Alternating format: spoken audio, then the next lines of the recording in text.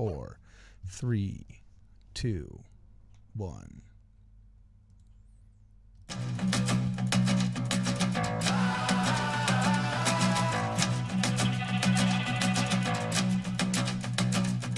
Yeah, willing to die for what I'm living for. And if you didn't get it, go and live some more. I'ma run it up.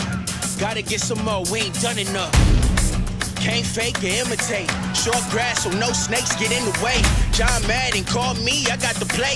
In a maze, you gotta find a way. Or make one, living for the future, not yesterday. Wanna be great, do what it takes. Willing to rise for the right reasons. And you can't kick us out cause we not leaving.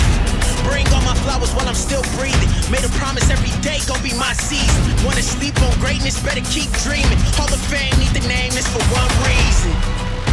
I'm a legend. I'm a legend.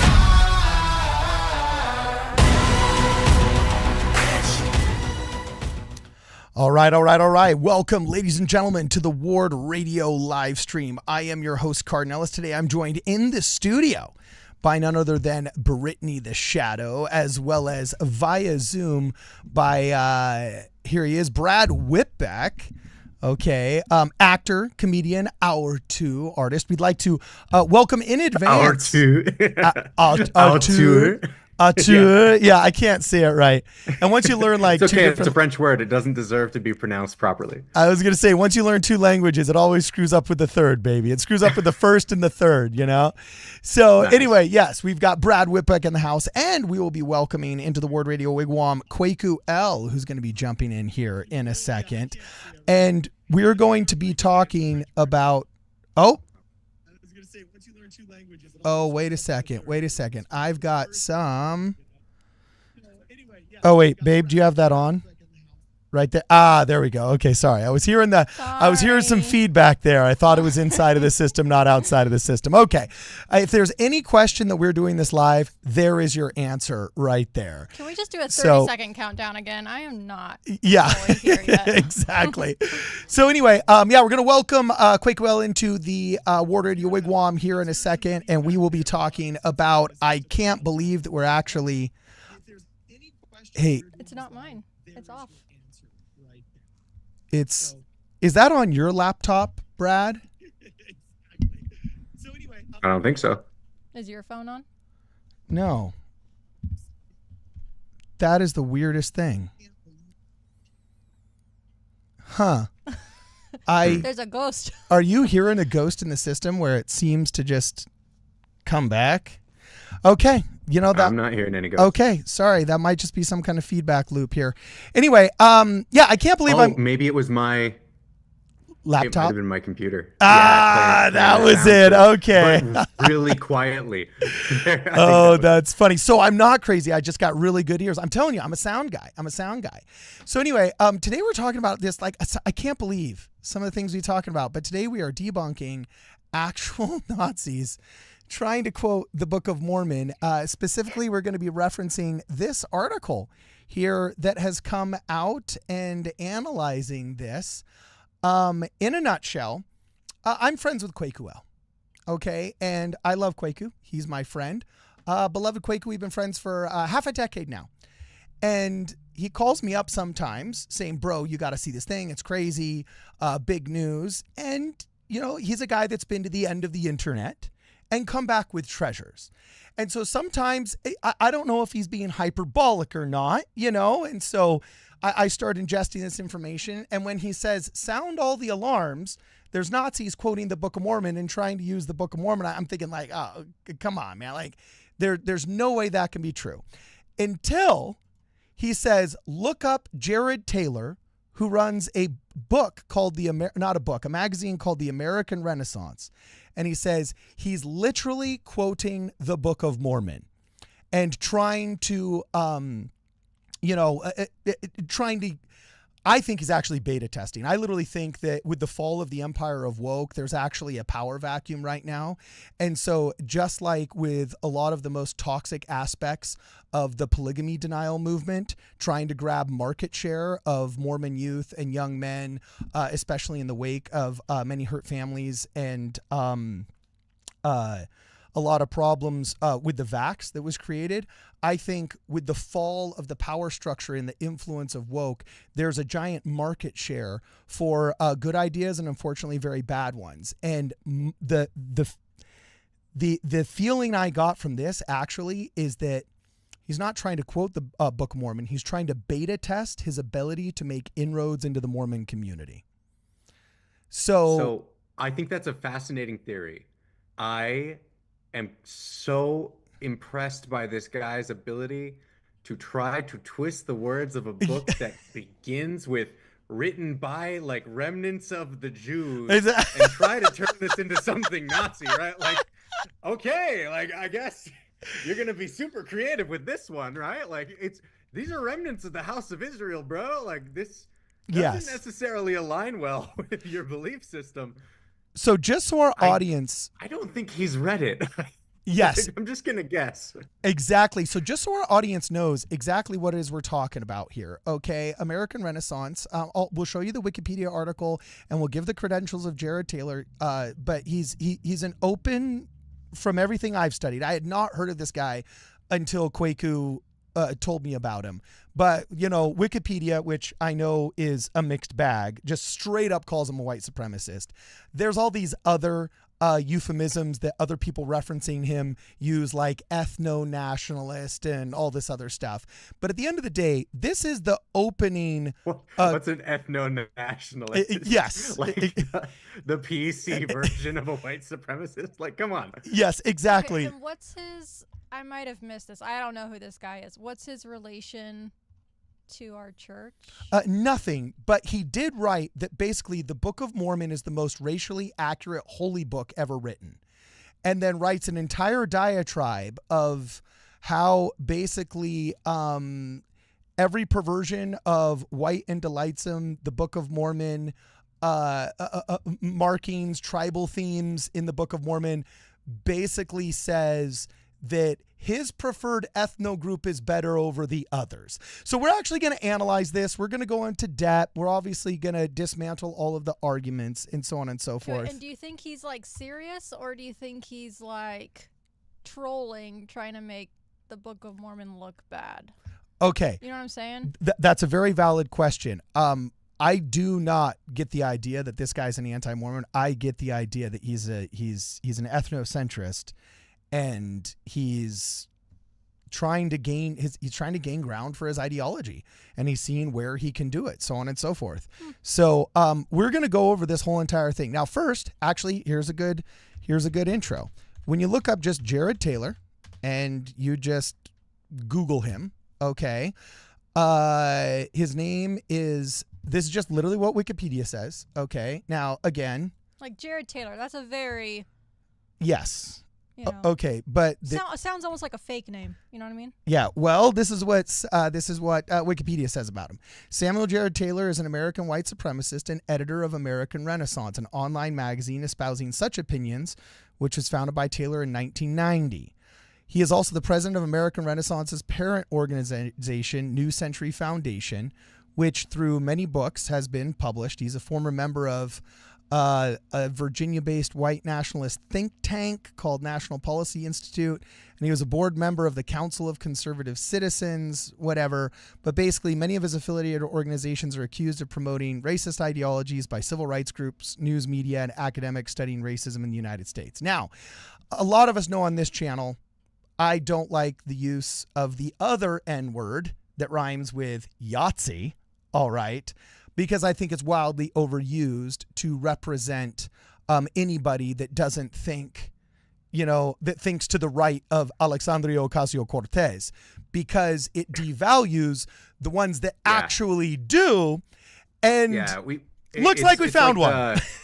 What is it called? That political compass, right? Yeah. That has the top left corner of authoritarian left is like, okay, decent person, alt-right, and then just everything else, everything center and on is all just Yahtzee, right? Yeah, and so it's kind of that way. I feel like there's a little bit of a boy who cried wolf sort of warning in there, right? If you call things that often enough, then it starts to lose its power and no one will believe it. But I think, I don't know, this guy seems like this isn't a boy who cried wolf situation. This Oh kind of no! seems a little more And the wild thing is, directly on the money. and what's wild is like, dude, maybe I got to eat crow here. I always thought that I was kind of culturally in the know here, especially both you and I supported Andrew Yang. And if you remember, early on in Andrew Yang's career, he had a little bit of a white supremacist problem. And the reason why, there was a bunch of white supremacists that actually had supported Andrew Yang early on. And he kind of had to explain in some Democrat conventions that, you know, he's not the white supremacist candidate. And he said, yes, this caused a lot of confusion. And it was because he had so many good ideas and problems he wanted to solve. He dared say, look, yes, we have problems with inner city crime. Yes, we have problems with racism. Yes, we have problems with immigration. But we also have a problem with overdosing here throughout the Midwest and in poor white Appalachian impoverished communities. And those are American citizens too that also need UBI, that also need government programs and so on and so forth. And for merely saying that a death by fentanyl of a white Appalachian boy was also an American tragedy, he got like immediately like endorsed by like 15 different online prominent, and he's like, wait, okay, hold on. So much so that even Crystal Ball interviewed him about it. You know what I'm saying? And I remember him kind of like not apologizing, but have to really contextualize his candidacy in the very earliest days of his candidacy before anybody knew who he was. So anyway, we know that it's an overused word. In this case, we don't think so. The guy's got all the credentials of the worst ideology that has existed post-war into the modern day. It's been really disappointing to investigate this. I don't want to say Kwaku is right, but about a lot of things he was. And we're just going to analyze this, go through the article, see where he goes wrong. Brad, first off, do you want to read it? Do you want to start out with your thoughts? What do you want to do? Yeah, I mean, let's go through this article, right? So to be clear, Jared Taylor shares this, saying the Book of Mormon must be the most openly pro-white holy book ever written. This is the best analysis of its racial message you are ever likely to read. The actual article we're looking at was written by a guy, Ichabod Thornton. Okay. Ichabod, huh? Yes. Now, I also noticed I looked into this Ichabod Thornton guy. So here it is right here, just so you guys can see. Written by Ichabod Thornton. I noticed he hashtagged a bunch of accounts. He hashtagged Thoughtful Saints, Stick of Joseph, hashtagged a couple of other church accounts, so on and so forth. The only one he didn't hashtag was us.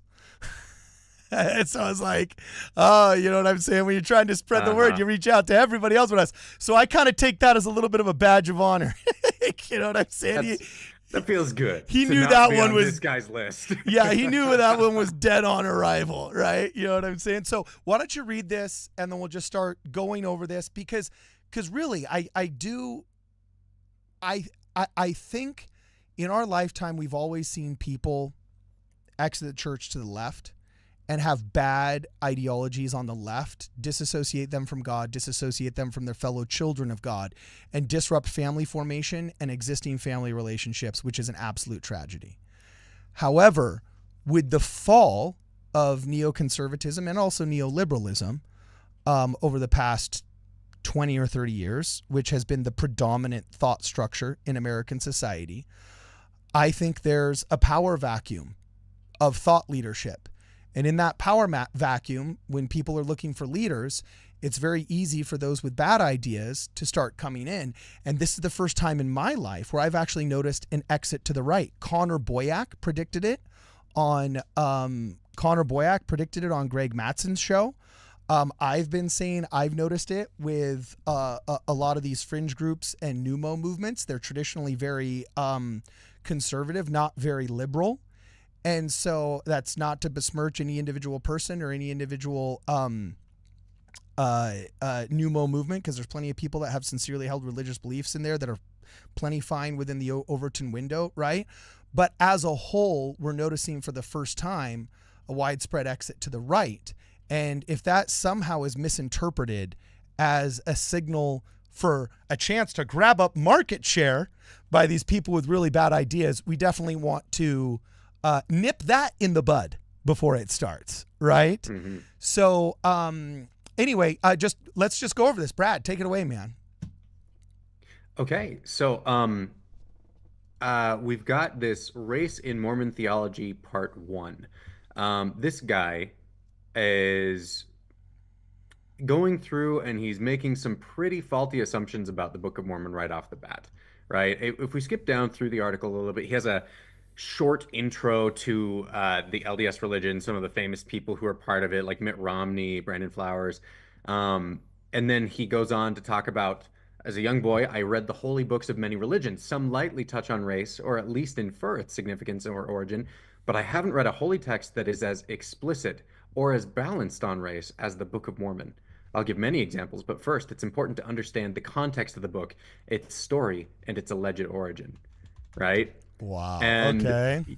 he goes through and says Joseph Smith, the founder of the Book of Mormon, the founder of the Latter-day Saint religion, was born in the early 1800s in Vermont and later moved with his family to upstate New York.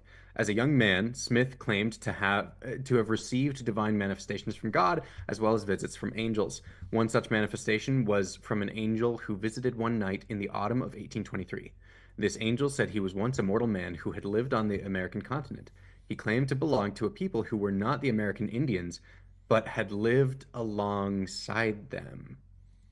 That's not true. Yeah. He claimed to belong to a people who were not the American Indians, but had lived alongside. That's not the way that he is presented, right? He talks about being one of the Nephites who are basically hand in hand with the Lamanites. Nephi and Laman, they're brothers. We'll get to that. I just want to point out that there's one of his first errors, right? He said his nation descended from a group of fair-skinned pilgrims who fled Palestine to escape the conquest of the Babylonians roughly 600 years before the birth of Christ. Okay. Right? Like, can I make one so, thing that I noticed here before you continue on yours? Go ahead. This is a problem that both sides have, and this is where what you call the horseshoe effect kicks in. One of my biggest and most annoying criticisms of wokeism is the stealing of words. They've redefined everything from equity to equality to like this and that. Now you'll notice these guys say, "Oh, see, nothing provides more racial insight and balance." It's like, no, that ain't balance, bro. You know what I'm saying? That's not balance. That's supremacy. You know what I'm saying? Like, you don't get to say, "Oh, I just want racial equity," when what you really mean is supremacy. And on the right, you don't get to say, "Oh, you're just looking for balance," when what you want is supremacy. Like, no, guys. God has one simple formula. You're all his children. He has a physical and corporeal God. You know what I'm saying? Nope. Just like there was a woke left for a long time. James Leslie brings this up, and he was kind of prophetic when he did it. There is woke right, and if they're going to start stealing the same words, then we're going to have to start fighting them, and this is an example of the theft of words. So keep going. Alrighty. So, next up, we have... he said that his nation descended from a group of fair-skinned pilgrims who fled Palestine to escape the conquest of the Babylonians roughly 600 years before the birth of Christ. They left Jerusalem. I wonder if he has any ulterior motive for leaving out Jerusalem in this. But here's the thing. The Book of Mormon never identifies anyone in Lehi's party as fair-skinned. That term does not appear in the Book of Mormon.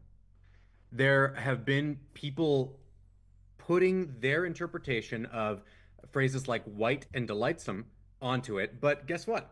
I don't think those people are very familiar with the way that those idiomatic expressions were used in the ancient Near East. This is actually something that I was able to learn from talking about with Smoot and some of the Neil and Jasmine Rapley. Okay. They talked about how because he's about to talk about the skin of blackness that the Lamanites are cursed with, right? And then goes on to say that that's 100%, those are the Native Americans, those are the Indians.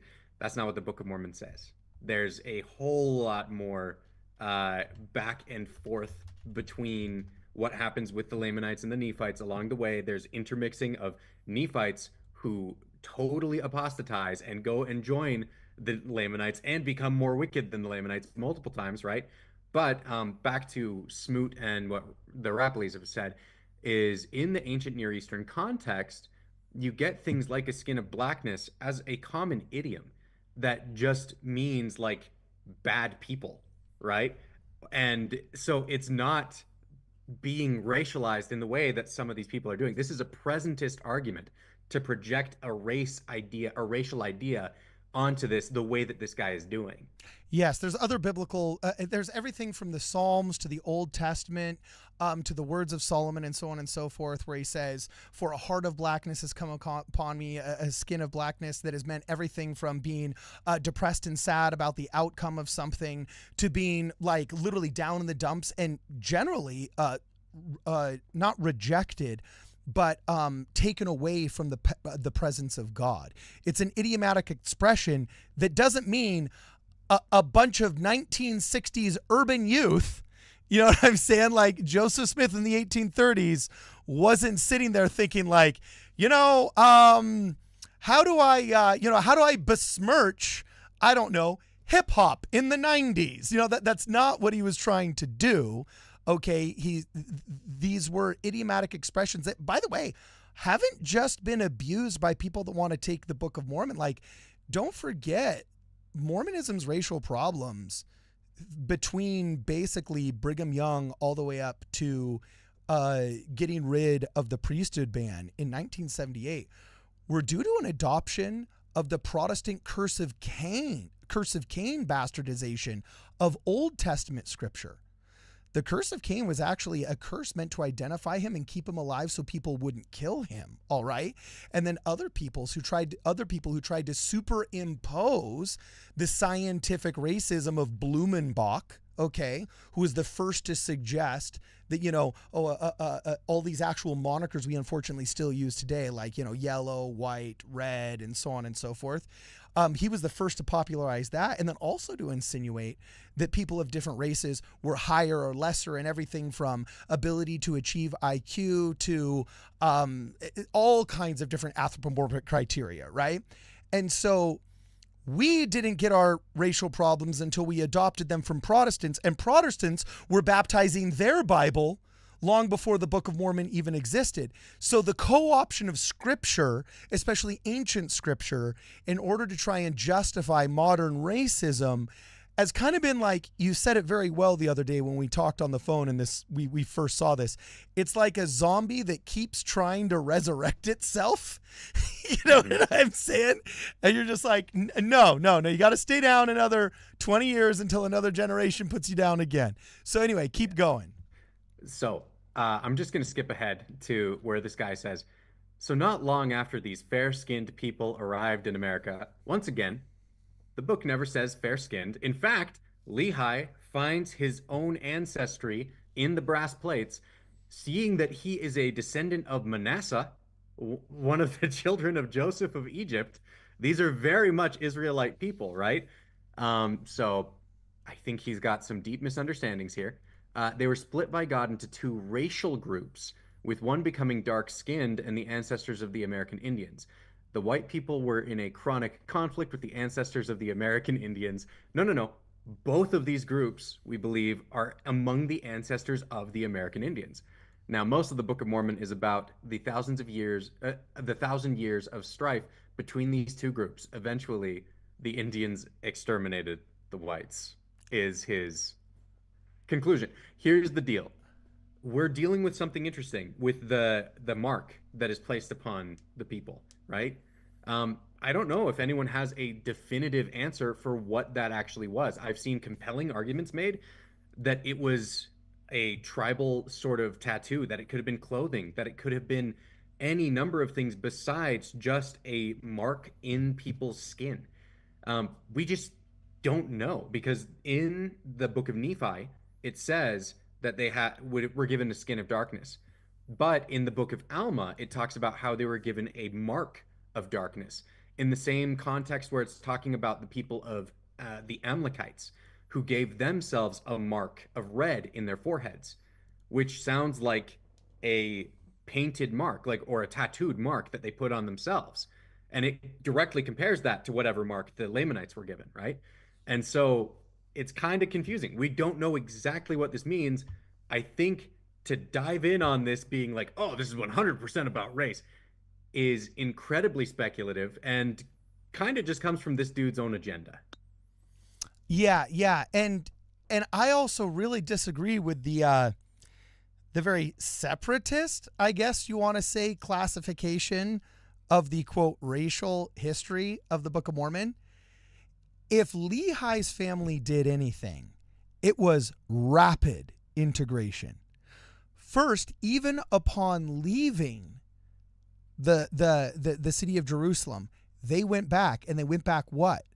For wives and family, with which they immediately integrated. And there was no classification that, oh, these were from our exact same tribe.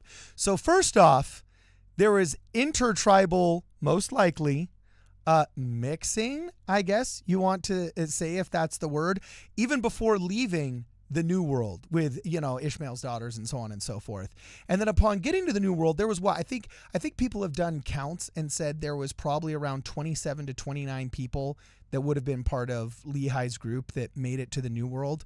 And within like 3 generations, by the time the Book of Jacob rolls around, you're having wars fought in the hundreds or the thousands.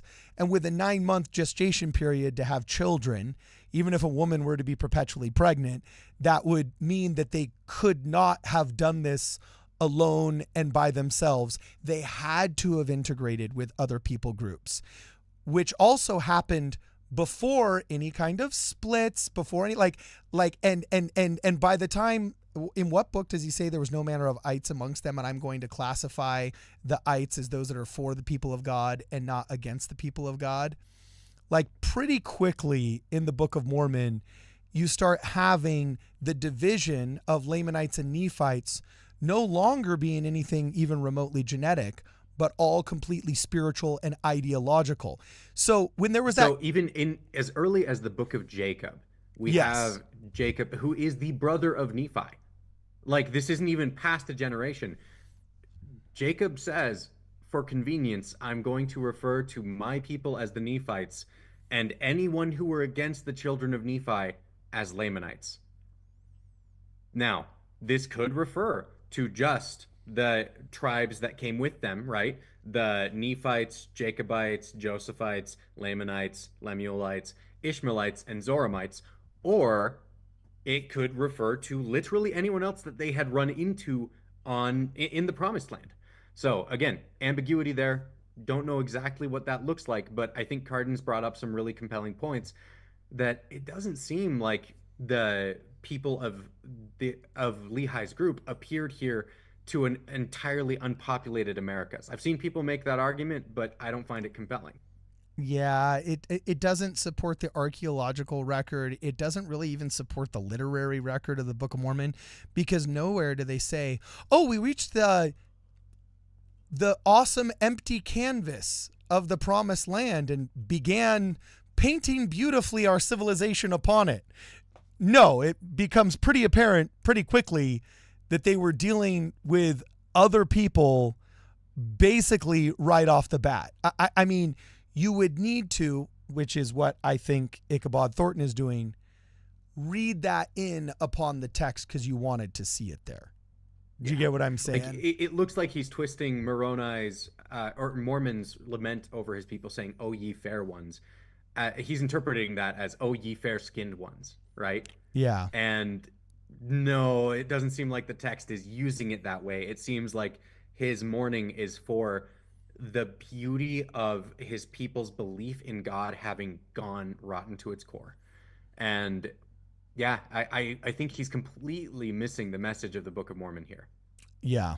Yeah. So I do think it's really interesting to call them pilgrims too. You know what I'm saying? I was like, okay. Oh, really? Oh, well, oh yeah. Uh-huh. Just because, like...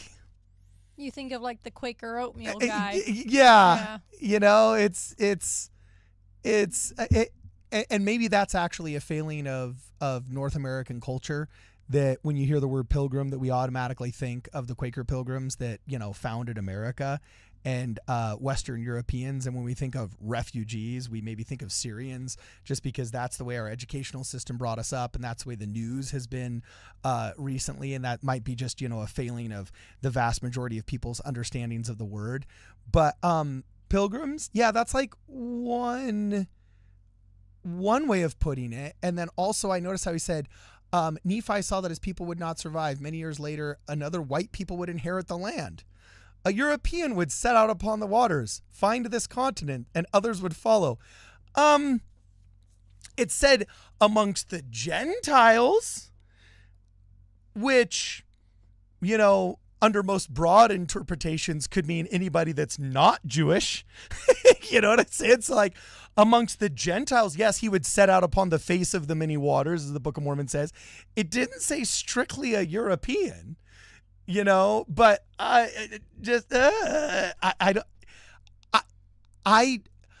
there's no way this was a mistake. I don't understand the motivation outside of trying to beta test Mormon youth to see if they can peel a couple off. And that's what frustrates me. You know what I'm saying? Here's the thing. Here's what's fascinating to me as I look at this. This is something that has been enabled by people going out of their way to call the Book of Mormon a racist text, right? Mm-hmm. This is how you end up with guys like this, is by repeating that kind of argument over and over and over when it's not the best argument for what the Book of Mormon is or what it's representing. They completely ignore the scriptures in the Book of Mormon that says that God invites all to come unto him, black and white, bond and free, male and female, right? They ignore all of these things in the Book of Mormon that are completely against this sort of racist ideology. And here you go. Now we end up with guys like this trying to pull whatever youth they can with this kind of messaging. So, we don't know his motives. To me, just as a marketer, this is obviously just a beta test to test market share. We have some super chats. Yeah, I was going to say, let's get to super chats. Brittany, can you be the keepress of the chats by chance? Yes. Also, my phone might die. So. Oh, that's hard to believe. Yeah, I know. So yeah, keep going. Let's see. Well. Kurlam Theory. You want to read that one? Sure. Kurlam Theory says Kwaku called BY the N-word, which I assume means the one that rhymes with Yahtzee. I didn't see that one, but he says the Lord's anointed. That's one of two things. Either Kwaku misspoke during, the N-words didn't exist. The Yahtzee playing, the dice throwing baddies, didn't exist until the 1940s. Yeah, the dice throwing baddies. That's, I guess we'll have to call them so we don't get hammered by the YouTube algorithm, right? Didn't exist until the 1930s. Brigham Young was around in the 1830s. I know, or either that or else Kurlam Theory is, I've seen Kwaku compare racially disparaging comments that have came out of the 19th century, compared them to Nazism, which obviously was the other racially disparaging group. So this is either some kind of conflation. I personally doubt that he actually overtly said Brigham Young was a dice-throwing baddie. I doubt that. And here's the thing. If he did, I think he's just wrong. I think anyone who characterizes Brigham Young as like Cowboy Hitler, they just don't know the history of Brigham Young, or they're being very selective in what history of Brigham Young they're focused on. So maybe that's an episode we'll have to do, talking with Kwaku about that, because I think I just don't disagree. I don't agree with that characterization of Brigham Young. I think to reduce him to that is completely missing all of the things that he did for our people. Yeah. Also, I know Kwaku. I just really doubt he would do that. To me, that seems like it would be a misrepresentation. But, I mean, hey, send me the screenshot. Pixar didn't happen, right? Josiah Flynn says, Nazis leave my favorite... Whoa, now you're taking over my job? Oh, whoops, sorry. Whoa. Whoa, yes.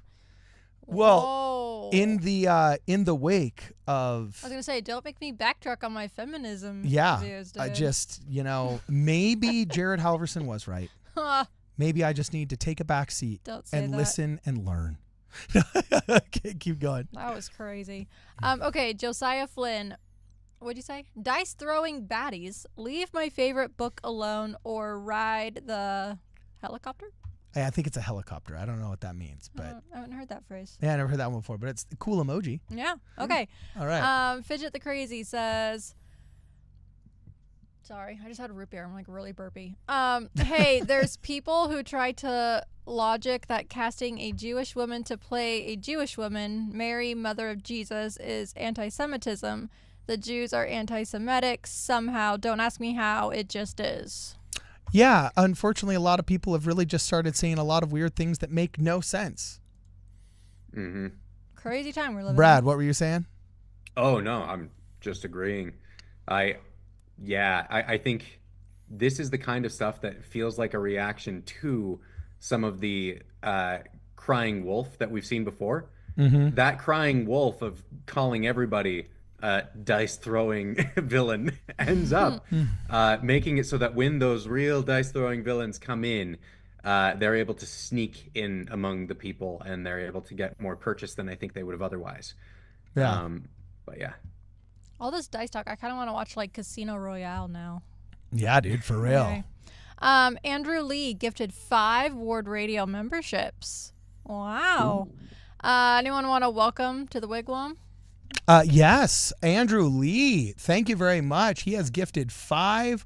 Do you see who they are? Can you see who they are, Brad? I can't see on my screen. Who has he just gifted a Ward Radio Wigwam membership to, my man? Let me see if I can scroll up and find him. I'm not seeing him. I have it right it's here. Too far Oh, back hit for it, me. hit it, Bird. Joshua Hasbrock Sr., El Jefe, Huey, Tiffany and Cecil Sullivan, and the Kolob Society. All right. All those who would like to, I'll just do it. All those who would like to welcome these 5 fine individuals to the Ward Radio Wigwam, please put a WX5 in the chat.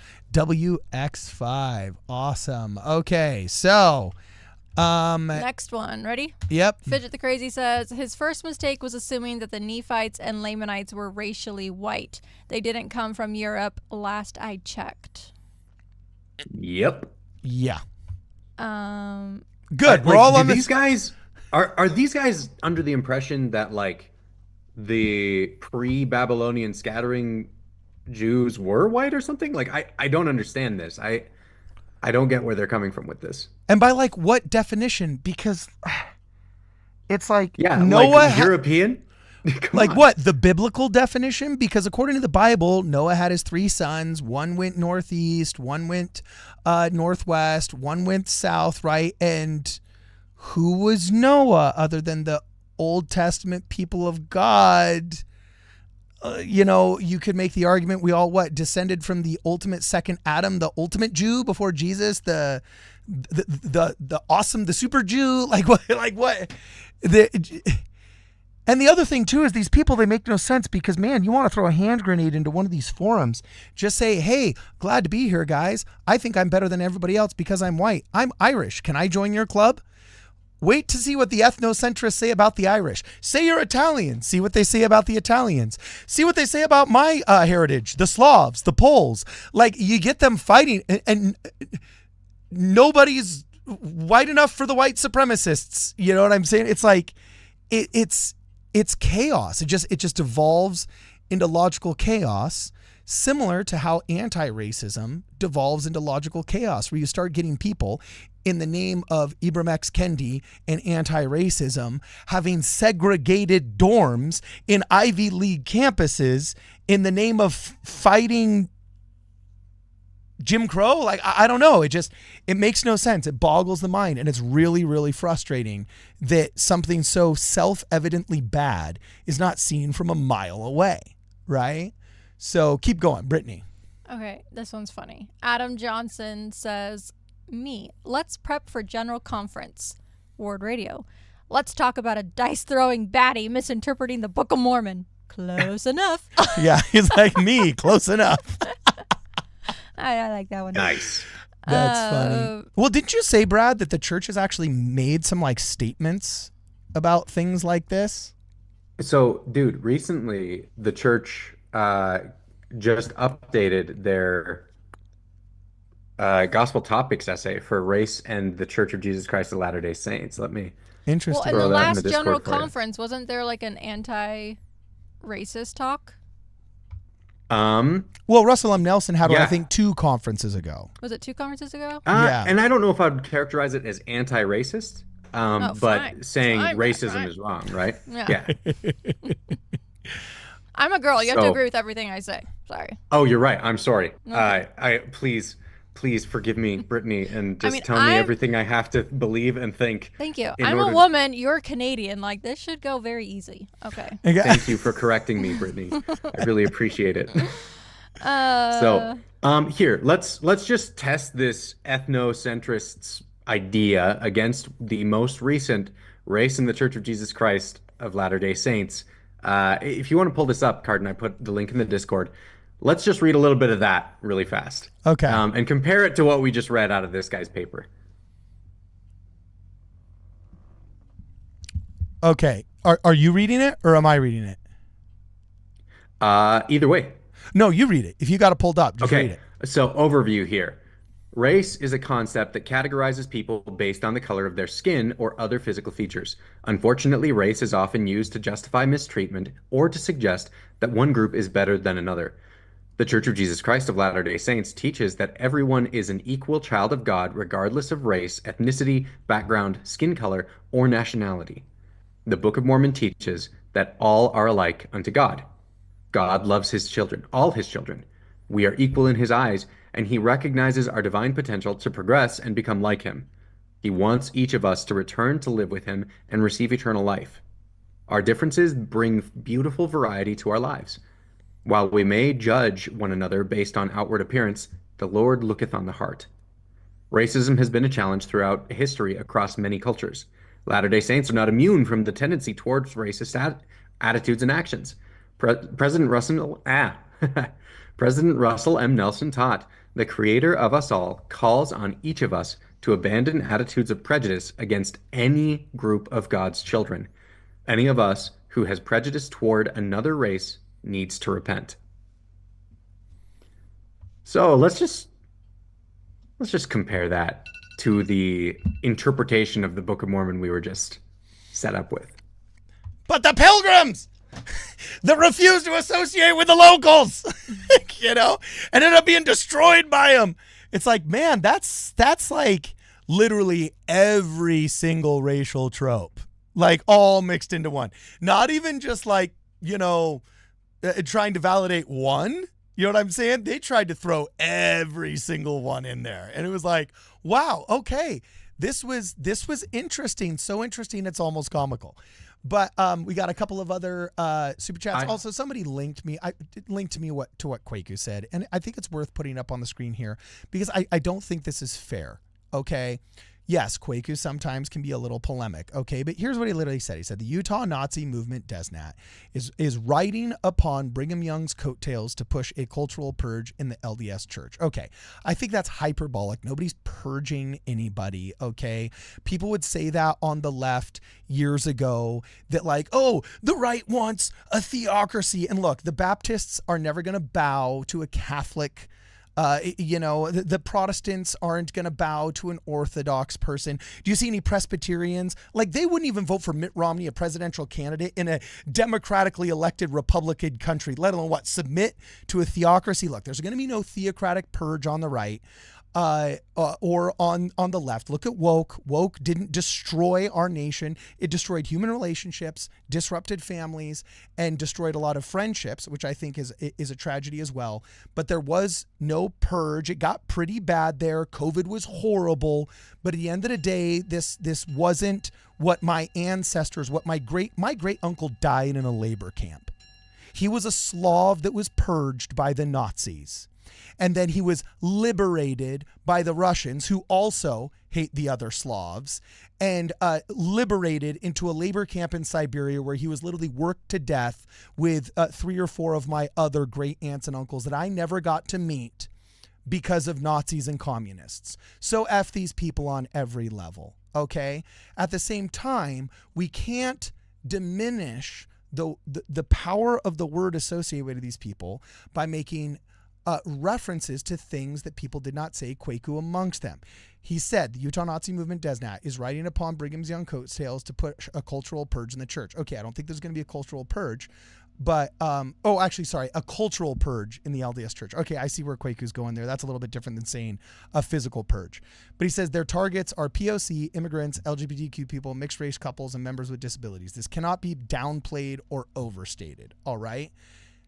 That's different than saying that Brigham Young is a dice throwing person that rhymes with Yahtzee.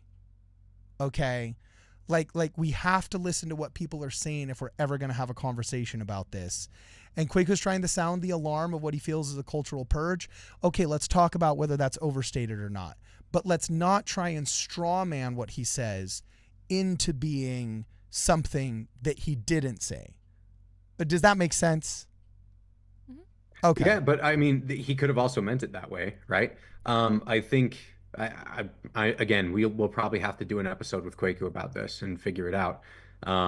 Maybe we'll have time for that here. I don't know if we will. Okay. But if we do another episode with Kwaku where we can talk about it, I think that the key thing here is anyone trying to ride the coattails of Brigham Young is probably wrenching as many of the worst stories about Brigham Young they can pull from all the worst bad faith actors they can find to say, oh yeah, Brigham Young approves of this type of thinking, right?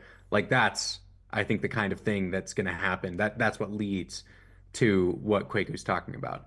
Yeah. I think if people actually treated Brigham Young as he was in history, you would not be able to make a Yahtzee movement about it. Yeah. All right, keep going. Brittany, last two super chats. Okay, Crandall Logan says, goes toward a studio phone charger for Brittany. Oh my gosh. I have had so many chargers, and everyone gets the updated iPhone, and the chargers changed, and so I'm surrounded by chargers that don't work with my phone. So, although in his defense, Paulie Nikes did get you a long one that you used for a couple of weeks, and then it got run over by one of your chairs. Yeah. And also, we're going to talk personal responsibility here, babe. Nah, I'm not about that. You go long periods of time despite loving reminders to charge your phone. Yeah. And so it oftentimes leaves you a little bit chargerless, right? So we're just kidding. I'm keep perfect. Going. I don't know what you're saying. You're right. Finding Peace Through Him says, is there going to be a temple prediction stream? Ooh, we hope so. We've got the latest top 10 lined up with Jonah Barnes, buddy, and it's going to be really, really fun. We'll see if we can't do that one. Keep going. Nate Dogg says, Marvin Perkins has a great video from around 2012 that debunks the racial issues of the Book of Mormon. The colors black and white have nothing to do with skin. Yes, he talks about the metaphorical and idiomatic references throughout the Old Testament that have been misused by anybody and everybody that wanted to misuse them, and then also compares them with the Book of Mormon to show that these are metaphorical references, not literal ones. So, yes, a worthy presentation. Keep going. Harry W. Nigerian says, Cardin, consider discussing the book There Was a Cry Made at Midnight, The Light of Christ from East to West. It is a very strong asset for the restored gospel. Check it out. Okay, I will have to check it out. Never heard about it before, but thank you very much for the very generous super chat, Harry Nigerian. I've known a couple of Nigerians, if I'm not mistaken. Usually the IAN last names are Armenian. We got them all over Glendale and Burbank and Los Angeles. Got some great Armenian friends. Love to know a little bit more about your family history. There's some amazing stories from Armenians that escaped the USSR. I grew up with a guy by the name of Jerry Consulian. May he rest in peace, who was an Orthodox minister who was actually kind of hunted by the Stasi because he refused to give up what was now the outlawed faith of the USSR and ultimately had to flee and become a refugee in America. And he had this deep, booming, just amazing, awesome preacher's voice. And he would always bear his testimony every Sunday you knew it was, you didn't even have to look up from singing the sacrament hymn on the first Sunday of the month before you knew it was testimony meeting, because he was always the first to get up, baby. I love my Armenian brothers and sisters. Hope you've done some really, really cool family history there and found some amazing stories. Or who knows, maybe just your family just had it good. Dad came over, built a business, married a beautiful other Armenian person, and now you've got a happy life in wherever you are, and there is no tragedy in it, but I've seen some amazing and beautiful stories come out of Armenia, and I'd love to highlight some of those if you have any of them. So anyway, all right, Kwaku. Not Kwaku. Brad. By the way, Kwaku was supposed to jump in like 5 minutes in. Have you heard from him yet, my man? He said that should work for me.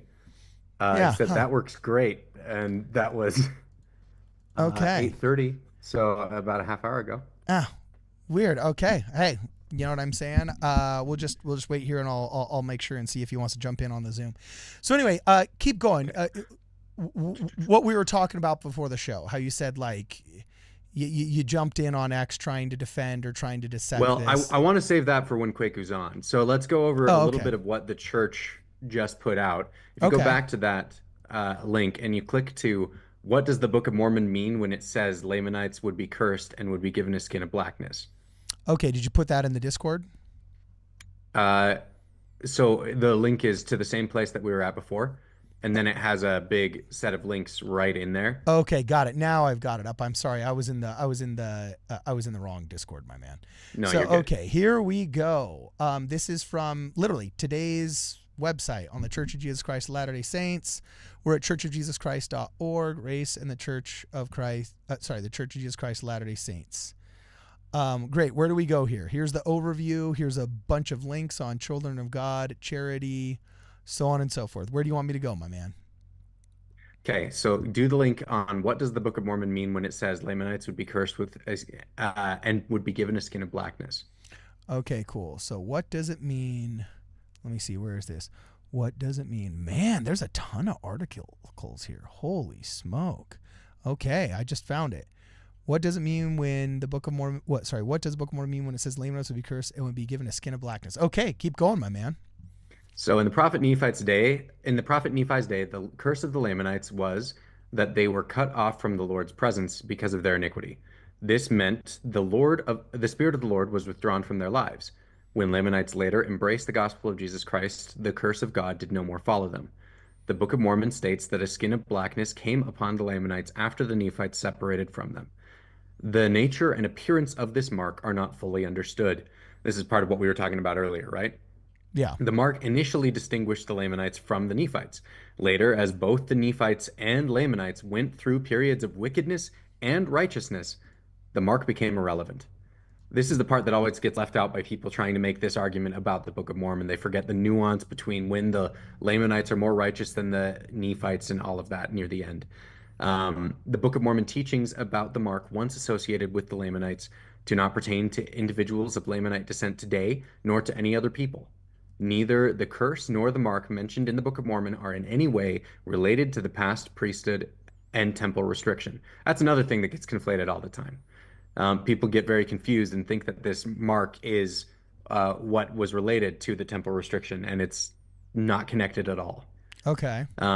The church affirms Nephi's teaching that the Lord denieth none that come unto him, black and white, bond and free, male and female. Latter-day Saints are blessed as they heed the Book of Mormon's repeated warnings against pride and embrace its teachings that all are alike unto God. And maybe you can read this next one. What is the church's position on white supremacism? Okay, cool. So, Wow, they just do that like totally directly. well, Yep. well, yeah, because we're in North America. Apparently it was needed. Yeah, like Well, and the Okay. crazy thing is, go to China, man. You see how like this is such a go to China and you see how they treat Uyghur Muslims. You see how they treat black people over there. It's a problem of minority versus minority domination, no matter where you are. Go to Argentina, study the history of all the generals that they venerate through the 1800s. They were basically anti-Indian generals that slaughtered Indian populations. You know, it is a continual problem. Unfortunately, that is endemic to the human experience that Christ came to reverse and die for our sins, and it's a sin of humanity, And so, yeah, it's kind of like, you think this would be low-hanging fruit we wouldn't have to make an actual article about, but they do. So what is the church's position on white supremacism? Says, the church has issued the following statement about white supremacism. There are some among the various pro-white and white supremacy communities who assert that the church is neutral toward or in support of their views. Jeez, man. So this must be like a bigger problem than we realize. Right? And I think it's starting to pop up more and more, unfortunately. Is that empowerment by the internet that makes a smaller vocal community seem larger? Or do you think it's because there is increased market share with the democratization of information? What do you think, Brad?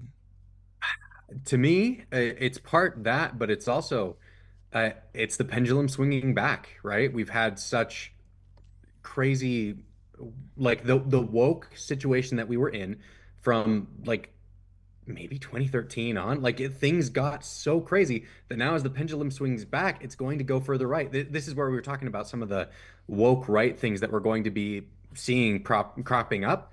I think this is probably part of it, where it's like the the sketch where it's a white supremacist and liberal like finding out that they're best friends because they all agree on everything, right? And they're Ryan like Long, everything.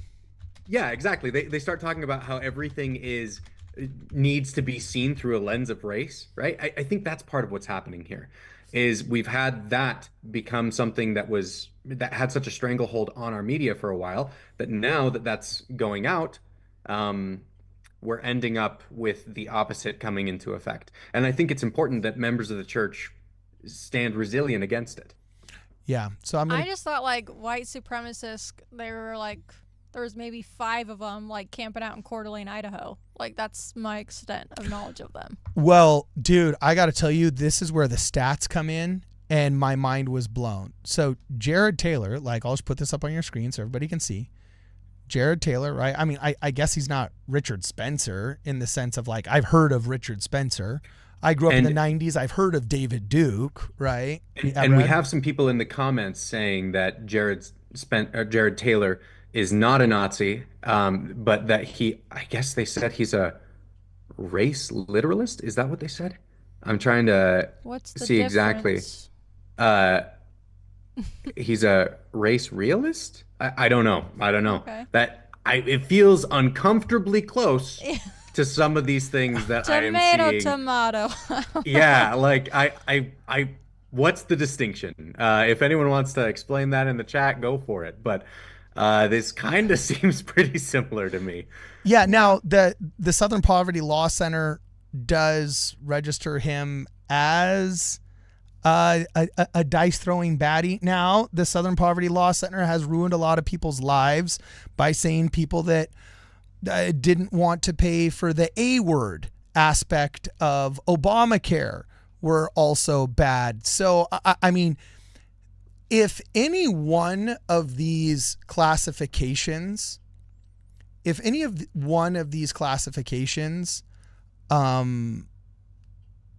were called into question, I could believe that somebody was besmirched unfairly, right? But I mean, man, just look at the guys. Just look at the guys. Facebook profile and decide for yourself. You know what I'm saying? Like we love people being able to think what they want to think, right? But if that's not what you are, I question your emotional intelligence just because you have in your bio, editor of American Renaissance, author of White Identity. If you weren't trying to sound racist, your PR guy needs to like massage that a little bit, right? So anyway, the thing is this just a guy who's like, it's okay to be white on steroids? Is that what this is?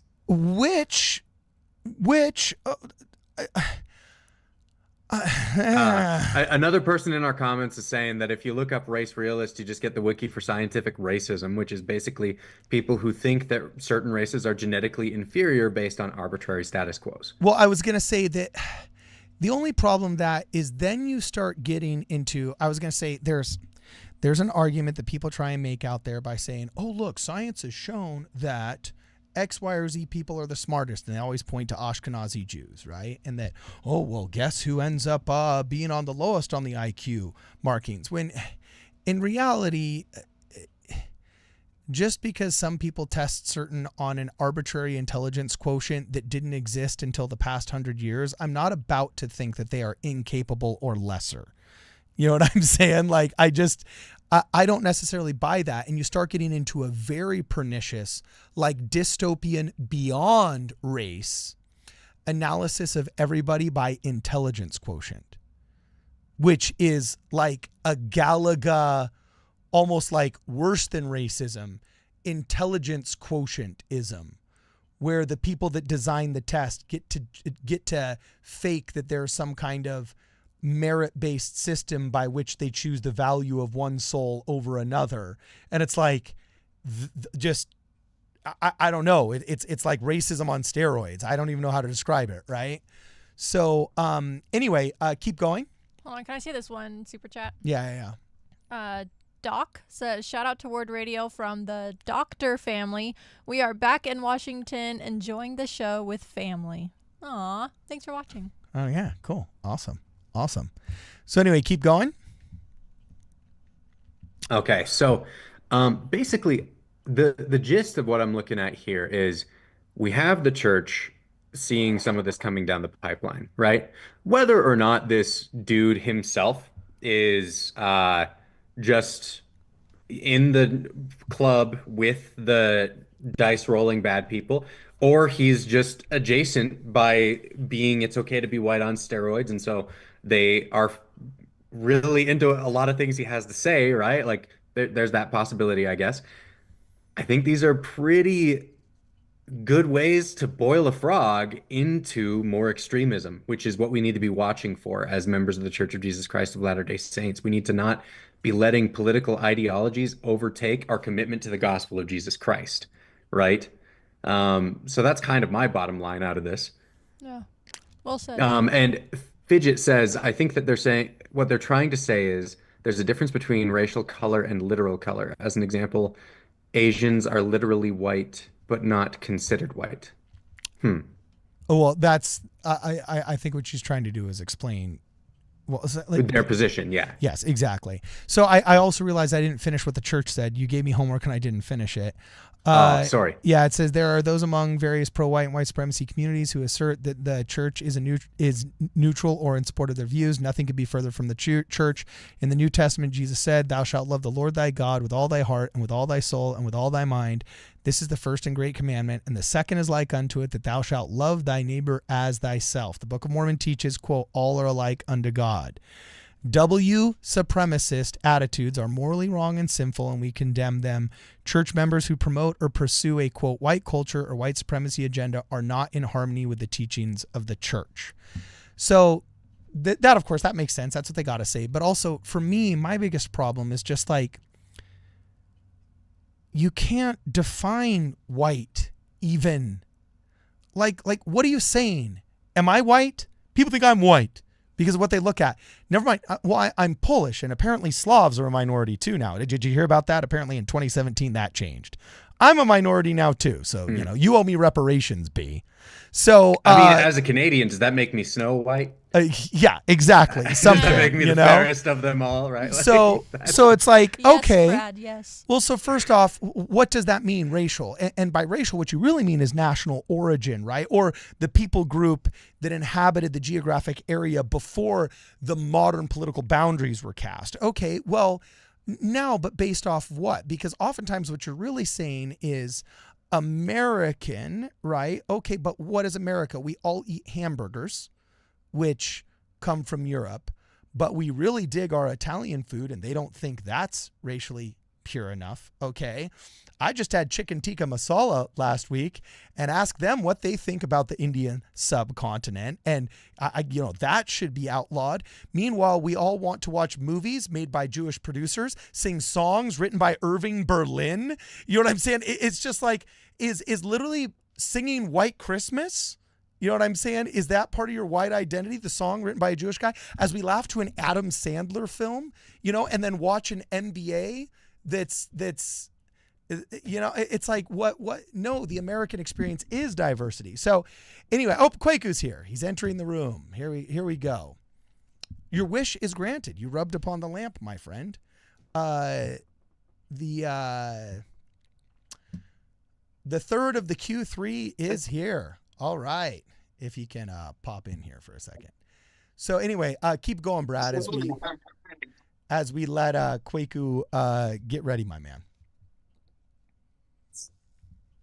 Oh, sorry. I said, do you have anything else you want to say as we're waiting for Kwaku to jump in?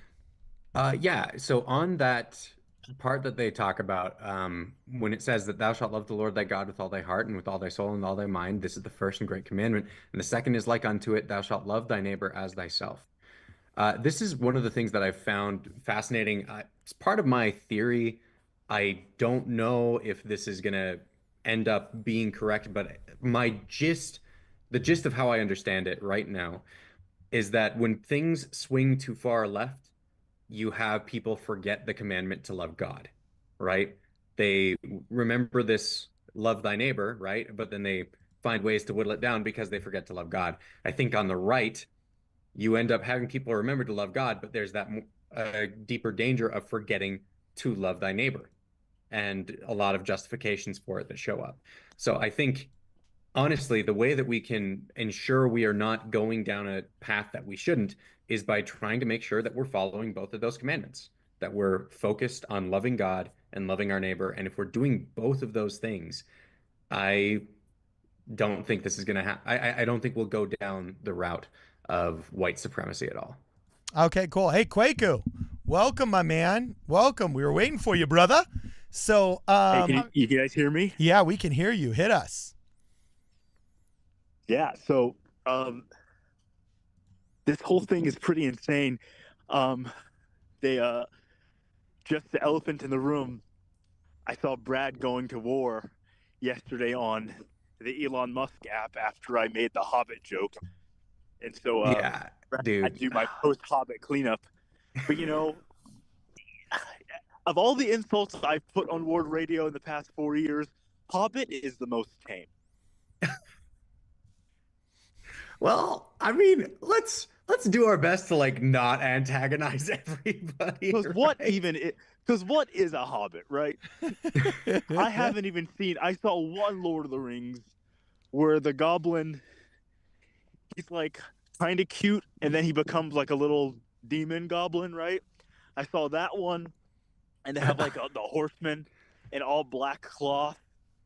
You know which one that is? Yeah. The Nazgul? the flying dragon thingy. The rakes. Yeah, the rakes. There we go. How am I know? Man. They used to show them on when I was a kid on TNT all day long. They would have these Saturday Lord of the Rings marathons. I can only remember making it through the first 30 minutes of one of them, But anyway, the Hobbit jokes. I think with this thing, though, is the creepiest thing about what we're seeing with this new, attempted Nazi infiltration is they're doing it in a very sneaky way. One of the things, because Joseph Smith introduced baptisms for the dead, and we're just happen to be some of the best record keepers of the 19th century, we have all of our crazy quotes in our church history. You know what I mean? It's like Charles Taze Russell of the Jehovah's Witnesses probably said some crazy stuff too, but we were the best note takers, And so we've got just a plethora of stuff that you can use if you're some racial separatist and you want to pull up something from 200 years ago, you can find that stuff. But that's not because our founders, like Heber C. Kimball was just this magically evil person. No, it's because we were the best record keepers. And so I feel like that's a really important piece of info that's being deliberately removed from the conversation because they want to make it seem, oh, well, if you look at this Brigham Young quote and this quote here, and Parley P. Pratt said this shows that Mormons really are truly Nazis' best friend at the end of the day. Like, actually, yeah, most groups have some sort of crazy thing like that in their history, especially if they're a few hundred years old. And by deliberately pretending as if there's something more special about us in that regard, and not just the fact that we're the number one record keepers in the antebellum period, it's slightly manipulative, right? So I do think that it's one of those things where your strength is actually being used against you here, right? When you want to go look at the history of the Desert West, even Illinois, even the Midwest, if you want to really do a historical dive, you're not going to be able to avoid our church, right? It's not possible. Well, and I just think within that, I was just going to say, Sorry, Kwaku, I think what you're mentioning is what Calvin Burke was doing just on the other side. Like, I remember for years when the very first tweet I ever saw of Calvin Burke, when you mentioned Calvin Burke back when, he existed in I don't know if that's anti-Mormon or progmo or just anti-Kwaku space, right? It was just quote after quote after quote of him as an intern, I guess, at the Neil A. Maxwell Institute saying, oh, I'm here to alert the brethren about how racist or anti-woman or anti-gay that Brigham Young was, so that they can, basically like purge the historical record of, his baddiness or whatever it was, and it's like that's a different type of activism that's basically exploiting the fact that we're commanded to be a record-keeping people, that does not recognize the fact that half the records are wrong. They're written in shorthand. You know what I'm saying? That may or may not have been what he actually said, and it's also definitely not representative of what the doctrine is. But again, we're getting punished for trying to be a record-keeping people, I think is what you're trying to say, right? And that's being exploited by people that are trying to pigeonhole and trying to Trojan horse their political or social ideologies from both sides of the argument. In this case, white supremacy. In Calvin Burke's case, woke social progressivism. Is that fair to say that's what you're noticing here? Well, yeah, I mean, I think what Calvin was kind of into, like the book burning, his was sort of, let's completely remove Brigham Young from church history. Let's I mean, that's book burning, right? Which you can't do that, but there needs to be some medium, and for reasonable people, right? So a reasonable person can know that Brigham Young, in regard to settling the West, getting people into homes, fighting against the Utah winters to build a city so your people don't die, you know what I mean? Teaching people how to farm and galvanize land that every other settler, when they tried, felt like it was uninhabitable. He was the guy that did it. That takes a level of inspiration, right? I mean, it's like saying the Sistine Chapel wasn't inspired because it was during, like, well, that's the great apostasy. It's like, it doesn't matter what it is. Look at the Sistine Chapel. You can't make that without inspiration, right? So reasonable people should be able to look at Brigham Young and see that he was inspired in what he was able to accomplish in the saving the lives of tens of thousands of people. This is a reasonable position. But what then you have is the Brigham Young did nothing wrong, which, I mean, we used to say, but that's because it was a funny meme, right? It came from Thanos, and we weren't actually believing that, like, we didn't know that Nazis would run in after, what I mean? We popularized the meme with Jim Bennett. We were like, he did nothing wrong. And, when you're making jokes about Bill Reel and we're joking around with Kate Kelly. I didn't know they would come in goose stepping after that. Yeah. Like, you're exactly right. Because here's the thing. We believe we do not believe in prophetic infallibility.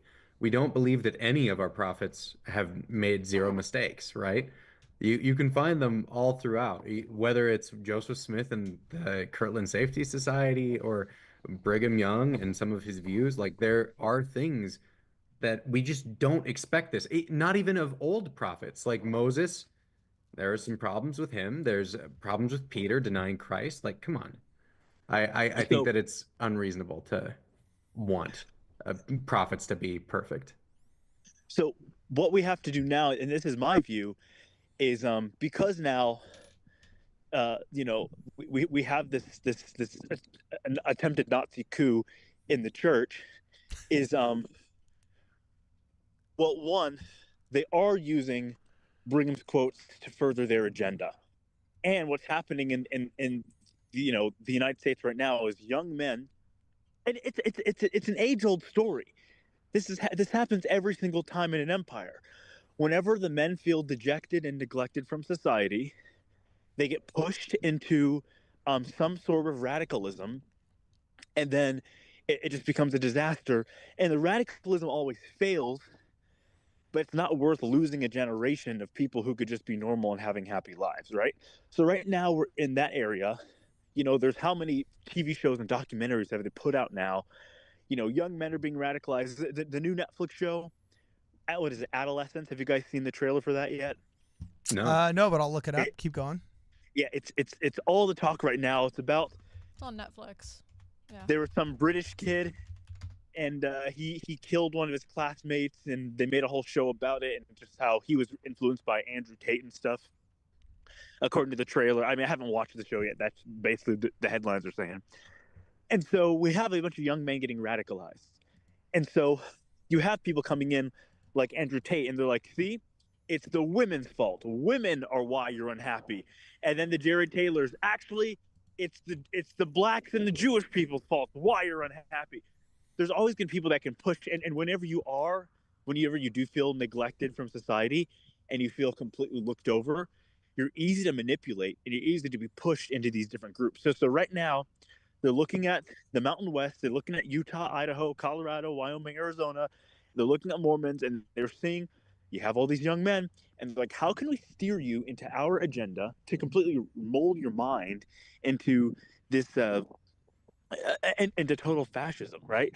So what they're doing is they're using all these old church history quotes. Now, what we've done, how we've set ourselves up to fail, is we've made it so those church history quotes, the ones that are you can't, they're it's not something you can work around. Like, it's just plain wrong, bad stuff. And we've kind of put it like a way, like, okay, we just don't touch those. We don't think about it. We just think about the good stuff. Well, fascists don't operate by those rules. So they're putting this out going, see, Brigham was right. Actually, he was right about all of these things.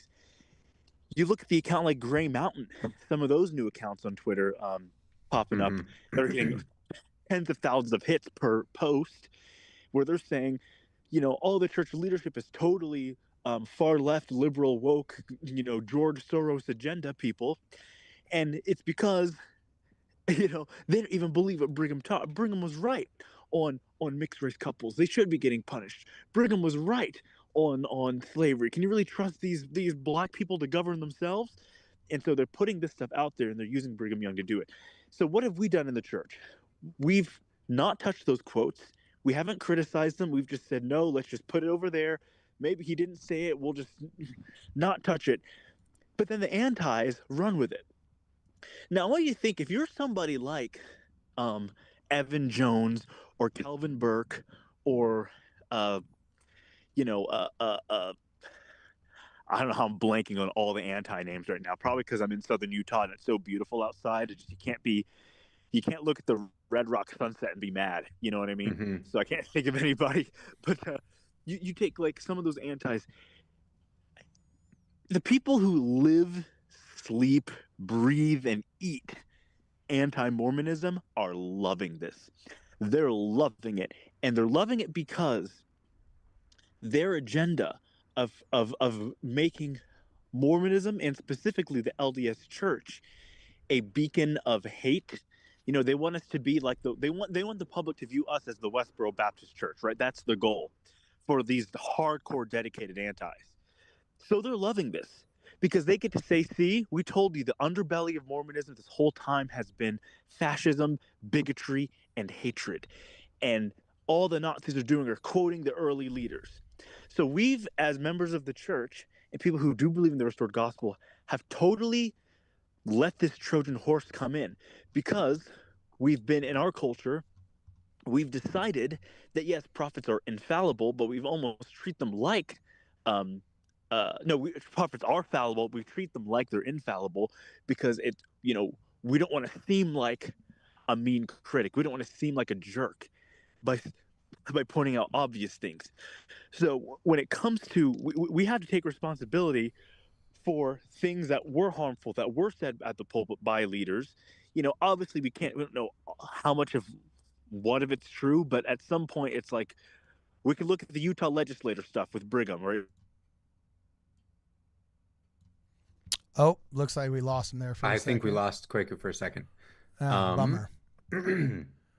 But yeah, no, I mean, I get where he was going about saying, hey, want to take responsibility. I think that's why the church obviously is amending these statements and saying like, okay, cool. You know what I'm saying? Like anybody that tries to co-opt our message in order to try and fit that square peg into this circular hole is obviously mistaken. He mentioned you were going to bat for him earlier on. I did sooner or later want to round the corner to how does this actually inform modern Mormon culture? And we'll wait for Kwaku to come back. I'm sure he'll get reception here again. Yeah. But what happened? We can maybe in the meantime, while we're waiting for Kwaku to pop back on, I sent a screenshot into the Discord just before the links that I added. Okay. Got you. Okay, I got you. And it has to do with a couple of our friends over on X. Okay. So I'm pulling it up right now. Yeah, pull that guy up. Got it. Okay.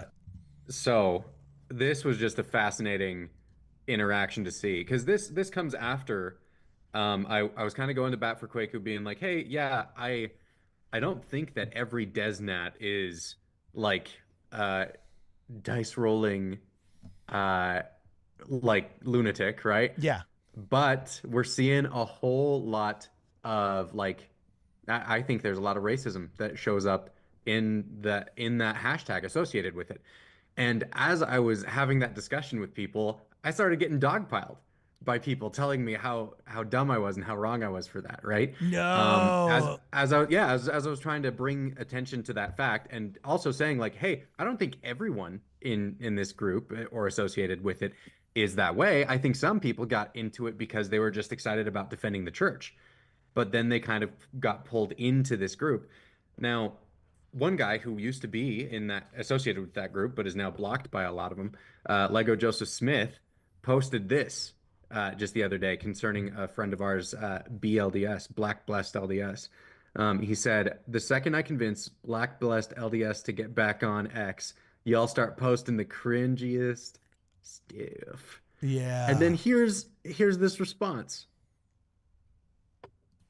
He said, too bad there was cold-blooded murder today. I wish him well. He should be a good example to, his race. Unfortunately, a majority of them are violent, and majority of them can go find their own places of worship. No, I don't even know what mud sharking is. Tolls can be excessive. I don't know what that is either, but I don't want to find out. So how widespread is this? Because, like, for example, I took issue, like, it kind of bothered me. Like nothing stopping a troll from starting a sock puppet account and then just trying to say the most contrarian thing that he possibly can. Famously, Mountain Dew, when they said, oh, hey, what should we name our next flavor? Whoever votes for their next flavor is what we're going to name their flavor. And somebody literally put like every just hateful, slanderous word that could be put into one sentence into their website for the new flavor, and people started voting on it just to embarrass Mountain Dew, right? So just because they invoke the name of Mustache Man's favorite brew doesn't mean every 13-year-old that thought it was funny to crash the Mountain Dew website is literally a dice-throwing bad man, all right? Mm-hmm. However, I mean, when I look at this original article that got put up, and I look at it, and I see, like, holy smoke, this got like 180 reposts, thousands of likes, 189,000 views, and so on and so forth. And we go back to this original article, and then you look at some of the comments, and some of the comments are like, you know, sad to see that the LDS church is like less based and all this other stuff. It's like, man, no. You're misusing the term base here. Like, whoa, no. Hold on a second. And I was pleasantly surprised to see some people in there fighting the good fight and saying, hey, don't you bastardize the Book of Mormon. This is a beloved book that brings people together, doesn't separate them. And I saw some kind of debunkings going on in there. But it's like, anything that's getting literally hundreds of thousands of views is actually making inroads with somebody. This isn't a sock puppet account with 7 followers. This is like something actually worth doing an episode about, I felt, you know? So I'm not going to think that there's evidence of widespread, you know, white supremacy about to take over the church office building because some sock puppet account named DezNat on it, you know, is fighting on Twitter. But I will say it gives me pause when I see articles this cynical about the true message of the Book of Mormon and distorting the message of unification of the Book of Mormon, getting hundreds of reposts within such a short period of time, and not being just like resoundingly rejected by the Mormon community. I mean, you went in there to go to bat for Kwaku and you got dogpiled. What was that like? Dude, it was fascinating because there was an awful lot of commitment to like not looking at what I had actually said. and so that it was crazy. I tried to do my best to like actually engage with these people as much as I could. And I actually got 2 solid conversations out of it. But and got to a better understanding with at least 2 of those guys who helped me understand where they were coming from with what they thought about DezNat, right? However, I also got actually attacked by like people with super racist stuff that they had been posting, right? When I look at their account, and one of them even saying that like no one's denouncing racists because the racists are right. This guy had over 4,000 followers. This wasn't some sock puppet account. This was an account that's been up and running for a long time, right? Straight up saying, yeah, no, the racists were correct. And I'm like, bro, no, the racism is incompatible with the gospel of Jesus Christ. And so it was just and even Brad on that thread when you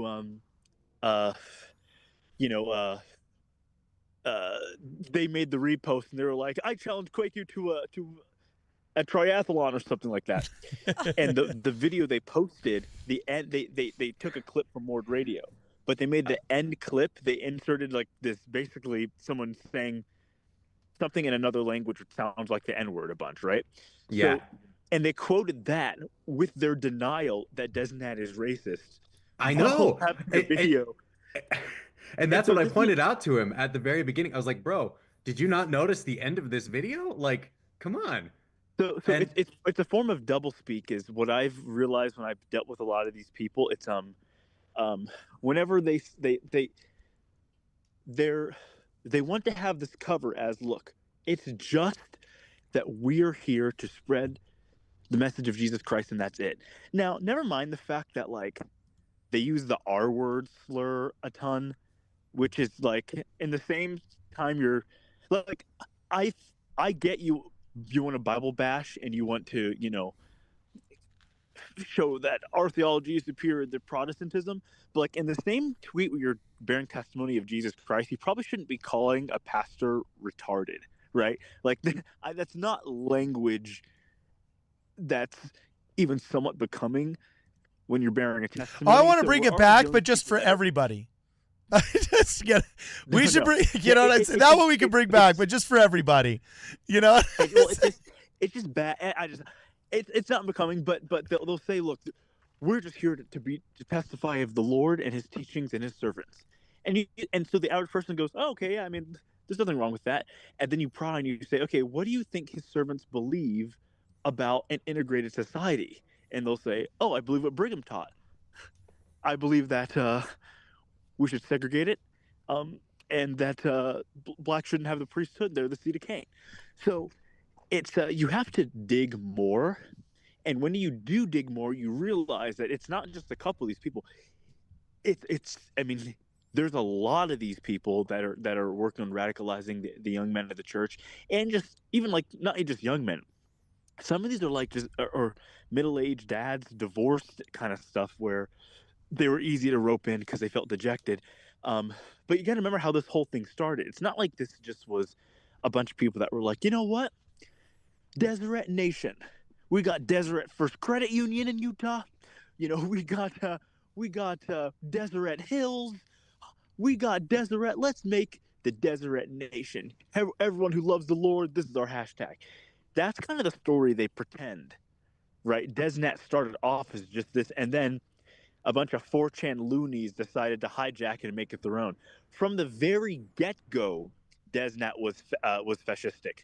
So from the very get-go, the first time Deseret nationalism, that hashtag was used, was by Ayla Stewart in 2016 or 2017. Is that really the birth? That was the first time, yeah. I've never thought of who invented the hashtag? So the two first accounts that ever used it were both Ayla Stewart and the J. Reuben Clark account. Okay, back in like 2016 or I believe 2016, because it was during the Unite the Right rally. So they started using the Deseret nationalism hashtag. That was the beginning of all of it. So the articles that came out where they chronicled it, and like even accounts that, you know, a lot of people take issue with because they've got some Antifa ties, like the exposed DezNat account, you know, they went through and just chronicled through screenshots of the whole history of everything. So you can go see it yourself. You don't have to take my word for it. But that was the first time it was used, specifically by Ayla Stewart at Wife with a Purpose, whose entire social media account in 2016 to her like 150,000 followers was Mormonism is a safe haven for all those who want a white ethno-state and a white society. And our gospel is specifically for all people in the world, but they should be segregated and away from each other. And God and Jesus, by the way, are white, and the highest level of heaven is reserved for you become white when you get there. That she was preaching to her 140,000 followers. So when the Unite the Right rally happened and she was tied to it, that's when the church for the first time ever put out that statement saying, we do not agree with anything like people trying to create any sort of ethnic, you know, society or ethnic culture. We don't agree with that. And it made them all really upset. The first time the church has ever made a statement saying, some have assumed that our church is neutral on this subject. We are not. Racist attitudes are morally sinful, and we do not want to create a white culture or a white space, right? They use that exact language, which is very pointing, right? So it was directly because of Ayla Stewart.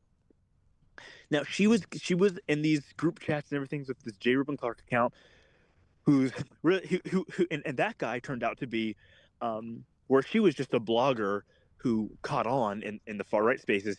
He was the assistant attorney general of Alaska.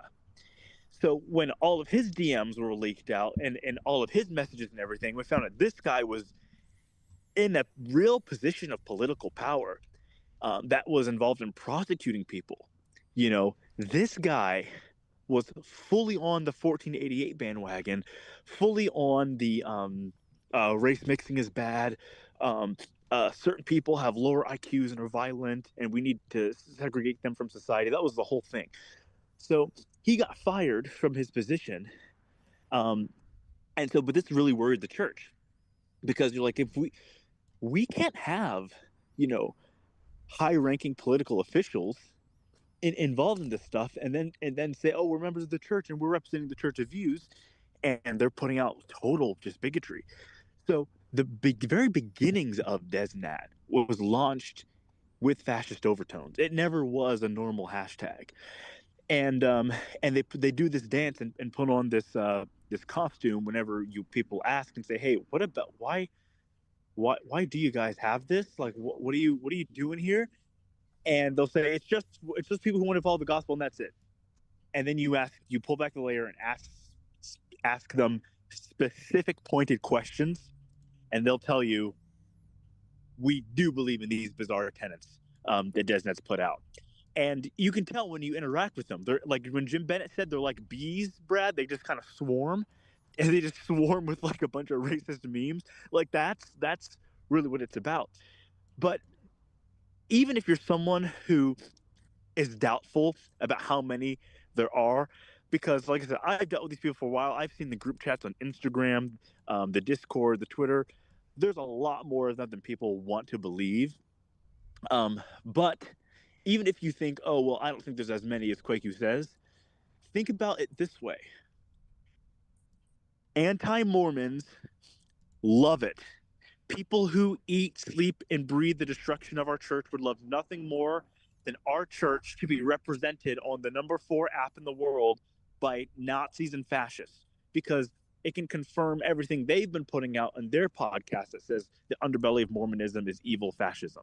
So it's bad no matter what way you slice it. And it's gotten too big to ignore it, because now you've got Jared Taylor, one of the leading white supremacists in the country, writing articles saying, hey, this Book of Mormon is for us. It's for the Nazis, guys. So, yeah, we really can't downplay it as if it's anything more than it really is. Now, there's info I'm not going to give because I haven't corroborated it yet. I've had a lot of DMs the past day from a ton of people saying, here's info you need to know, XYZ, XYZ. But until I can corroborate it and make sure it's bulletproof, I'm not going to put it out into the ether.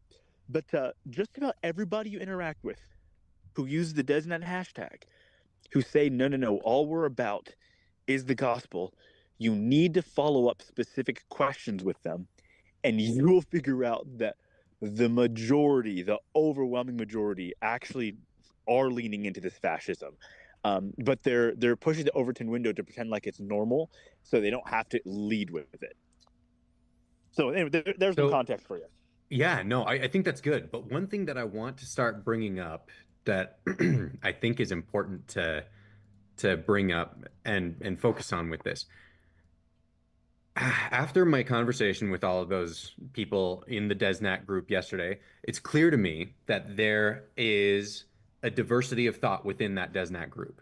I think that some of the people you're talking about, Kwaku, the ones that are really using it for race baiting, those are the kind of people who are, I think, latching on to the DezNat label and then trying to use it to get more people involved with them and what they think, right? I kind of view it in a similar way to labels like anti-Mormons and ex-Mormons, right?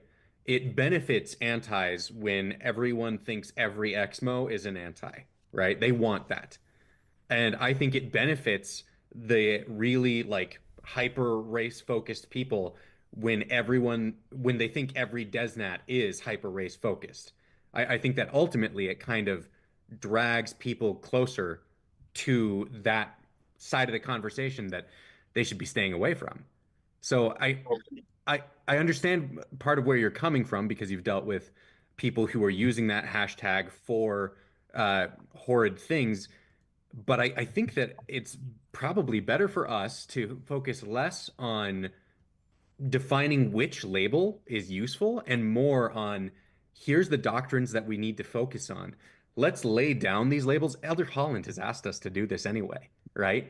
And if we can lay down these labels rather than using them to identify who's an enemy and who's a friend and say, hey, I'm going to focus on the gospel of Jesus Christ, living the commandments to love God and love my neighbor, and I'm going to try to help my fellow members of the church learn how to do the same.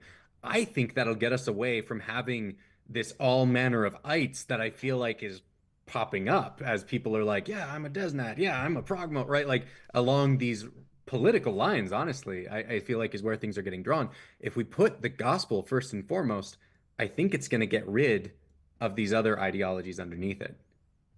Word. That's what I would hope too. But Mhm. also at the same time, remember when President Nelson said, "Hey, we have a responsibility." He said, "We need you to root out racism in the church." Right? I mean, when he used that exact language, and that was a Absolutely. command from I the prophet, agree. right? Yeah. So it's like you have to like balancing that, right, with like you don't want to be, you know, uh, you don't want to be like the cop from Les Mis, who's chasing Jean Valjean for stealing a loaf of bread, like. For like, hey, did you repost this meme 5 years ago? Like chasing them around the internet, right? Like I'm rooting you out. That's not what we want to do, because at the same time, people like a 13-year-old kid who posts something racist. Like, okay, it's a 13-year-old kid. Like, you know what I mean? Like people say stupid stuff when they're kids. Um, so it's not like we need. That's not really an example of rooting it out. Like trying to uh, take down people like that. But when it's when someone has a goal and a group and a game plan to try to push a cultural purge in our church, that is something that should and those people would love nothing more for us to not really focus on them and pretend like, hey, you know if we just say how much we love the Lord, it'll all go away. That's kind of what they're counting on.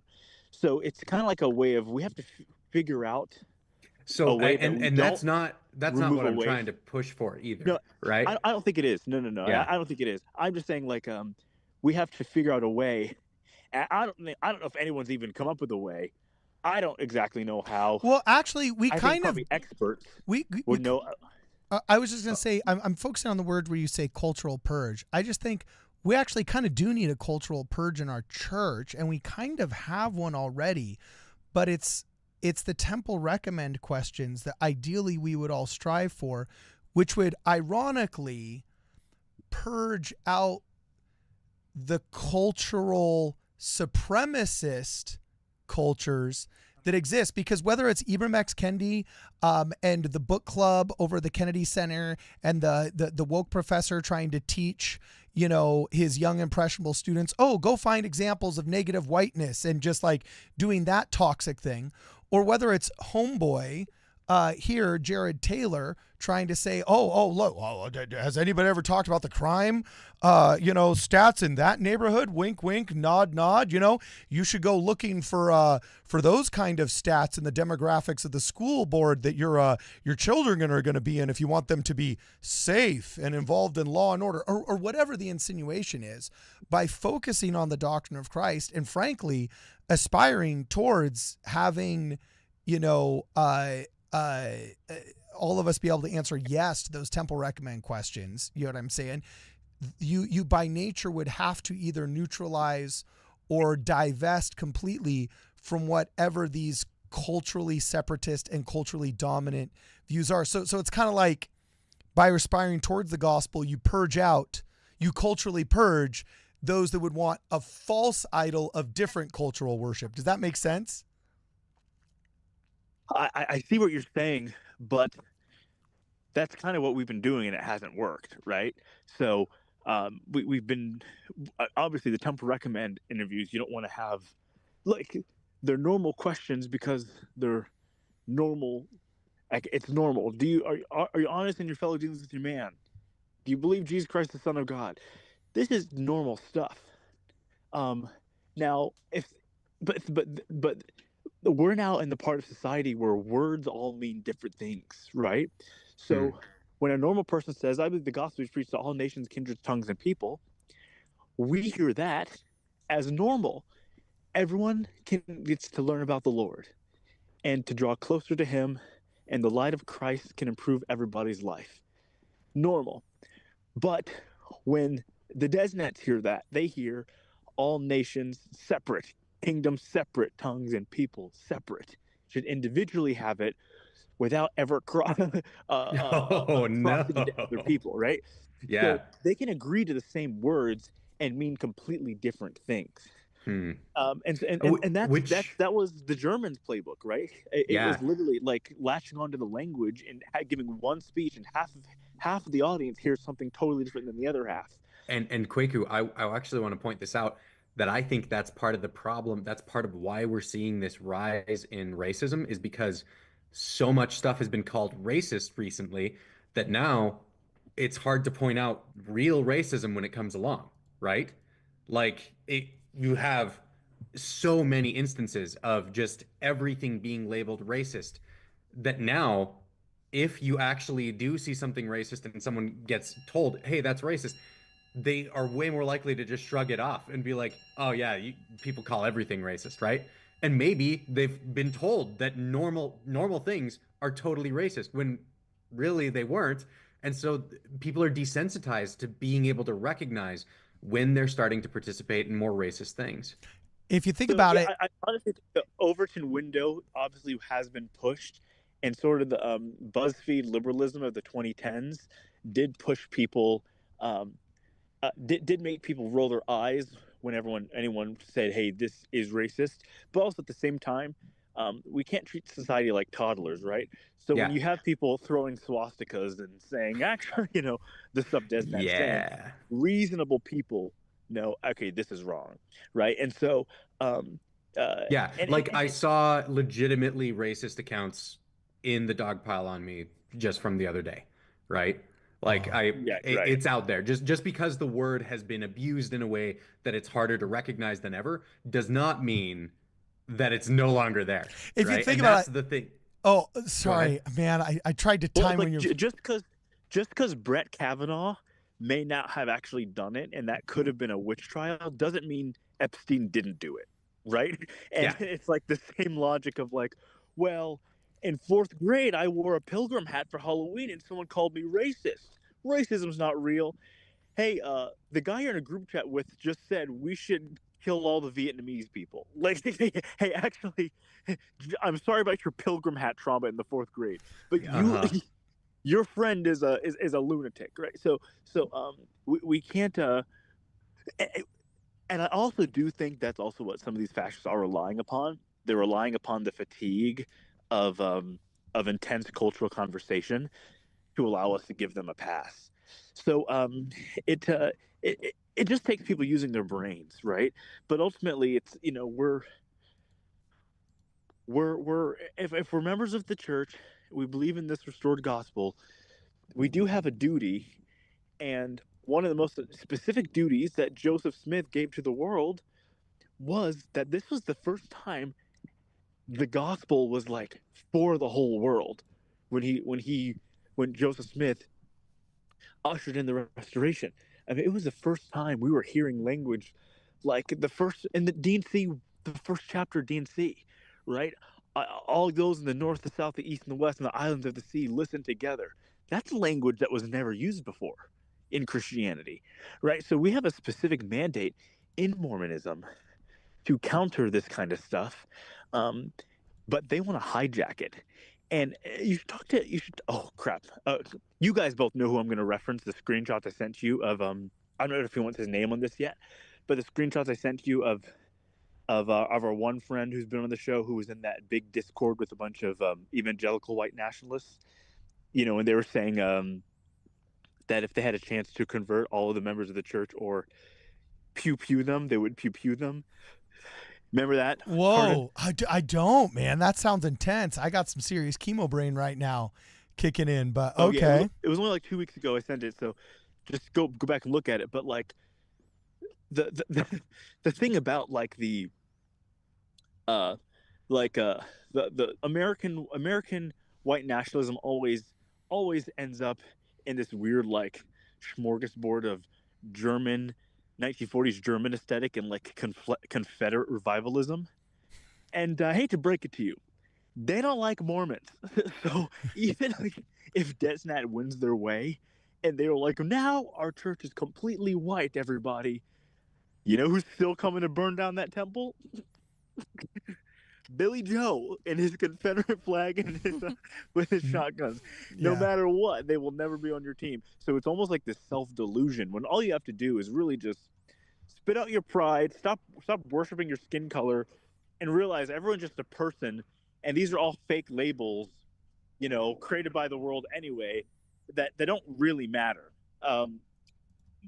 But we do have to it is kind of complex because history has taught us one thing: ethno-nationalists are liars. They operate on lies. They run with lies. They are masters of confusion, and they breed really well when the general public thinks that they're not really doing much, right? So that is something we have to be careful with, and also make sure we don't like downplay it, because yes, you've got bad people on both sides of the political aisle, but the worst one is the one that's calling for extermination. That's always the worst one, right? So this is a specific, with people trying to push a cultural purge, trying to make a culture in which if you are going to church in Utah and you're black, it's a hard time for you, trying to make it so you can't enjoy your time at church, trying to make it so the theology and the lessons and the doctrine are formed and poised against you as a human, which is what they want. I can't think of any goal people have in the church that's as bad as that. I mean, I would take 5 swinging housewives in my ward over that any day. So we are in a position where it's not, in my opinion, it's Doesn't not that seem like a little anything self-serving, else I've seen. Kwaku? To have a bunch of swinging wives? Oh my gosh, no. It's 5 swinging housewives. Oh, that's funny. That's an odd backdoor to polygamy, one of them follows bro. me. No. One of them follows me, and she's super cute, and I'm like, maybe I should message her, but then I remember probably not a good idea. probably not a great idea. You don't want to be on episode 15 of season 3 of the Real Housewives. No, of all Mormon okay. content to be involved in, that is the one you want the least involvement in. If you do think about it, Hey, these white supremacists have played the long game, just like Satan in the old temple video, now is my power. Like, dude, they just outlasted woke. So that there came a point where just being Nazi was just so superfluous. The boy who cried wolf. Now, like there's, it looks like this Jared Taylor guy that started this magazine in the 1990s. He's just outlasted it all. And now he's just looking for market share. And Kwaku, before you go, because I'm sure you got a jam soon, as a dude that perpetually markets, whether it's your parties of Young and Dumb or helping out some of your other clients, get social media campaigns going on. This article that was the impetus for this video didn't smack to me of a representation of widespread racism in the church as much as a beta test for him and his community to see if he couldn't make inroads with the youth of the Mormon church. And it seemed like fishing, like it was like a beta test to see, hey, could we take ground with Mormon people? Because in the fall of neoconservatism and the fall of neoliberalism post-war, there is a vacuum for thought leadership in American society right now. There's a power vacuum, and it looks like everybody's grabbing like hungry hippos for their market share. And to me, this seemed like white supremacists throwing a ball out there, seeing if anybody would hungry hippo it, and seeing if they couldn't beta test for more market share. That's what it seemed like to me. What did it seem like to you? To me, it seemed like we're people sell where there's an audience, and we've had, I mean, it's been since 2016. It's been quite some time. So we've had these people that have been able to push this stuff out there for a while now, and they've been hearing, hey, in Mormonism, there's a subculture that also believes in white separatism and white nationalism, and that should be milked and looked into. So to me, it just seems more of like they saw there was an audience, they went for it, and they're trying to expand from there. Jared Taylor doesn't care about Mormonism. Yeah. Jared Taylor cares about creating as much racial stripe as possible that can line his pockets and bolster his philosophy of division. So he'll use whatever metrics he needs to. But these people getting radicalized in Utah and Idaho, they're going to look at him as some sort of leadership figure. Because, and I think the first thing is, one, these people haven't fully converted. Because you can't actually be a Nazi and love Jesus Christ. It's not possible, right? So what they really believe in is Abrahamic Americanism, right? They you look at some like Gray Mountain's account, and even though Gray Mountain thinks you're like I'm black and Arab, he doesn't think I should even be able to live in Utah, right? But I still feel bad for him because you can tell he's had trauma, and he's had difficult things happen to him, and some people's level of trauma really manifests in ways that we don't always understand. So we do have to be somewhat graceful towards people who have experienced a lot of trauma. But his whole account is when I was growing up, Utah was white, it was affordable, it was exactly how you wanted. You could get a wife and a girlfriend easy. And now, you drive through Lehigh, there's all these huge buildings and big companies, and there's all these brown people. It's not what it used to be. And to him, the gospel was about culture and lifestyle, right? It wasn't actually about the Son of God. And so these people just aren't converted. They just don't know Jesus. And they're believing in this kind of Abrahamic Americanism, this folk culturalism that they're calling the gospel, because they say, hey, this is the church we attended and the precepts we believed in, and it gave us a good life. And that good life is what they worshiped.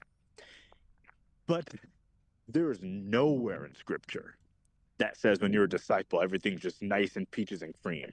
In fact, it says whenever they start saying all is well, it's bad.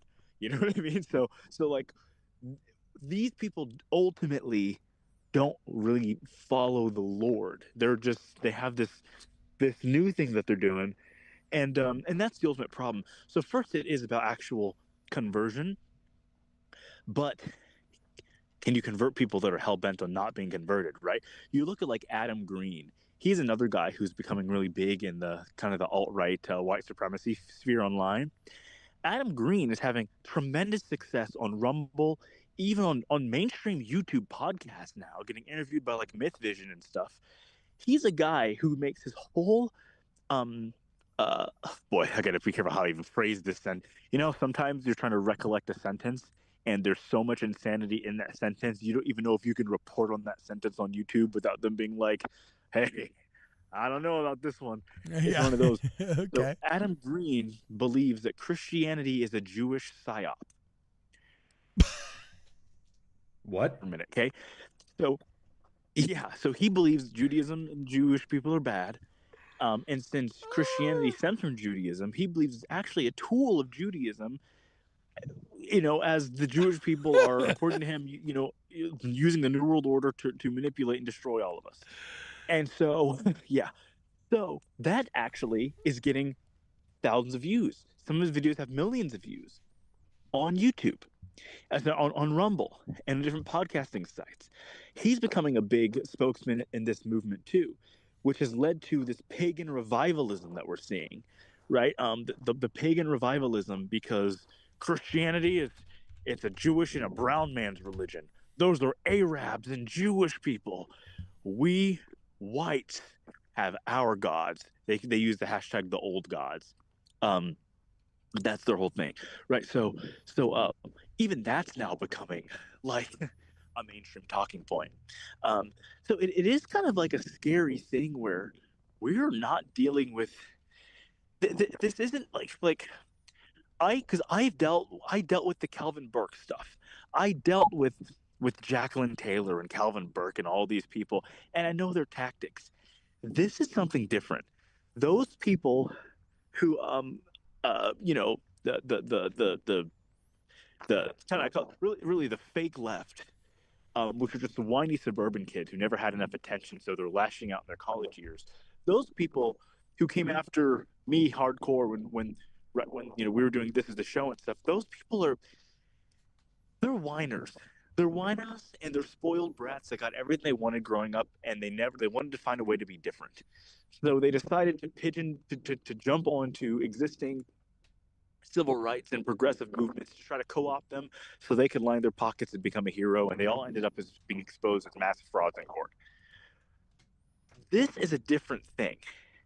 They're both crappy, but this is something where it's motivated by not just the destruction of people in their neighborhood or trying to humiliate people for likes. These guys are motivated in something a lot deeper and scarier, which is the ultimate um, uh, disintegration of society, the disintegration of racial harmony, and the creation of intolerance against anyone who doesn't look like them.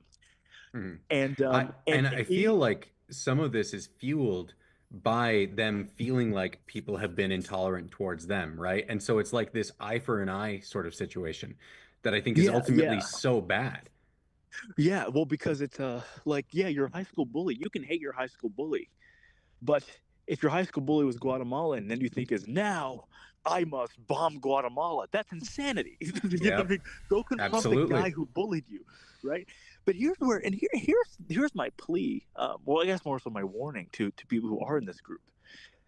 The end result of white supremacy is, and by the way, it's really every group that does this, right? You look at even the you know um the Black Hebrew Israelite movement, right? In the Hmm. Black community. How does it end? That whole, you trace that whole thing, it ends with them killing Malcolm X. It ends with them killing their own leader because, well, when you look at Malcolm X, his hair was kind of red. We think his grandpa might have been half white. Is he really one of us? That's how it Oh always man. ends, right? It always ends as purity. Like, there's this joke that if That's they who purge all ended the Malcolm X. yeah, Malcolm X is killed by black people. No, I know. Like, they I know work he was killed by black people, but it was Black Hebrew Israelites. no. Sorry, sir. You also got to remember, Black Hebrew Israelite is also a pejorative for American Pan Africanism now. So Okay. like, Really? uh, yeah. So you have the people who are Black Hebrew Israelites, like that's what they call themselves. But then you have like Black Hebrew Israelite. It's like a meme. It's like, oh, you believe in like Dr. Umar. People would call him a Black Hebrew Israelite, even though he doesn't actually subscribe to that. That's a different podcast. But Okay. we don't have 9 hours to tell you guys all the stuff going on, because, by the way, we got wacky stuff going on in our community here too. Okay, we've got wacky stuff going on, which would be a fun podcast. But unfortunately, there's no black nationalists in Utah causing trouble. Dude, There's you not got to there's start not one, bro. You always said you wanted to there's start a cult, dude. Yeah, but I want more like a doTERRA cult. I just want like moms that want to set up booths. That's kind of my cult, right? Okay. But the issue is like with the white supremacy stuff, it always ends the same way. Whenever anything is based on purity with immutable characteristics, it's never good enough, right? Because when it's like, look, we believe in only white people. Let's purge all the browns, all the Hispanics, blacks, Arabs, and Asians out of our country. We did it. All right. Everyone here, we got Swede. Raise your hand. Swedes here, Germans here, British here, awesome. Dutch is here. Slavs? What are you? I'm No. a Greek. Oh, Ooh. we need to meet for a minute. Do the Greeks count? Are the Greeks white? I mean, they're a little bit Arab when you think about it, because of their diet and the people there. See, we don't mind the Spaniards. Arabs. It's the Arabs that we have a problem with. You know what I'm saying? So I mean, even Got Nick it. Fuentes, a quarter of Nick Fuentes' audience hates him because his last name is Fuentes and he's part Mexican, right? yeah. So the other, and you end up with an impossible purity contest, right? Because then the Southern Europeans go, what do you mean we're not white? We're the ones who built all the prosperous parts of Europe. There is no European history without Rome or Greece. The Vikings, you guys were a bunch of uncivilized monsters until we tamed you. Yeah, the And then fascist Northern flag that you Europeans- put up there is the Italian Mussolini bundle of sticks and axe, and Mussolini was what? Southern European Italian. So I Right. mean, come on. So it's just this. So the minute you decide to lean into this, you're in this impossible scope of having to prove, and then you get into weird. It's like, you know what? The only way to be purely white is to make sure you inbreed. That's where, I'm not kidding. That's where this ends. If you go and you watch those Rumble videos of like the true neo-Nazis in the country, their end belief is inbreeding and having like farms of women where Oh, no. like the women's job is men and women too, like take some blonde hair blue-eyed kid and force him to impregnate a bunch of women. Like, it's this weird thing because people naturally like what they like, so you could take the whitest kid in Kaysville, Utah, and you know what, you send him on his mission to Brazil, and he sees some beautiful Brazilian, guess what? The Nazism fades away pretty fast. It's just you know. So people naturally want to be around each other. That's how God designed us. So they have to come up with these bizarre, weird things to like, and you end up with this strange, dark, creepy like plan. So the people that are in this, it's like you almost feel bad for them in a sense that they don't know what's coming. You know, they don't realize like, oh, I'm Italian, and oh, you're Italian. And your mom's from the South, right? Yeah, she's from Alabama. Okay. Go into your family line. Was she a slaveholder? Okay. Is there any? Oh, you did the 23andMe. Oh, you're 7% sub-Saharan African. You didn't know that. Well, now you're not good enough. It's the one drop rule, right? So these guys don't even realize what they're signing up for, and but the very, very end of it, the only people who even qualify. It's like 19 inbred guys from the Isle of Man. You know what I mean? Yeah. So it's just like... So one thing that I want to just point out with all of this conversation, everything that's been going on with the DezNat situation, everything that's going on leading up to conference with the church just releasing that statement about the race in the church recently. This just kind of shoots me. It shows up to me as this is such another evidence of Russell M. Nelson and his prophetic nature being the guy telling us, hey, we need to root out racism. It feels almost like the family proclamation to me, right? Where when he said that, people are like, I mean, yeah, sure, whatever.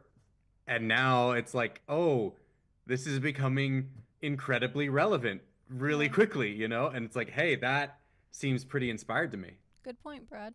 Yeah. He saw the line coming. I mean, I will say, one thing I was impressed by recently with President Nelson with this whole thing was how he at a time in which like the Elijah Schaefers and those people are getting really popular, you know, for him to have a picture of hugging the president of the NAACP and like, yeah, we're buddies. I mean, that's a stark contrast from what the far right is trying to push Christianity into. So that was by in itself a stance of like, yeah, hey, we're not doing this thing that you guys are doing down south, evangs. Like we're not doing that. Like and that was actually pretty and in fact, you know, and now based on reading the article, in the NAACP headquarters, there's an oil painting, or there's about to be an oil painting of President Nelson. Whoa, shut up, really? Yeah, like the best leaders of in America, like in American history. So the NAACP loves the church,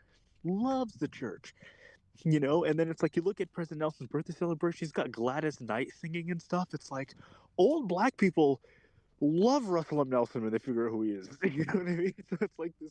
Now, is some of this like guys who are all almost 100 now just like settling their beef before they pass on? Part of me kind of thinks it is. It's like, okay, I'm looking at two 100-year-old men. Like, we are friends and brothers now. It's like, hey, I'm glad you guys had 100 years to figure it out. We got Nazis on Twitter. Can we figure out what's going on here?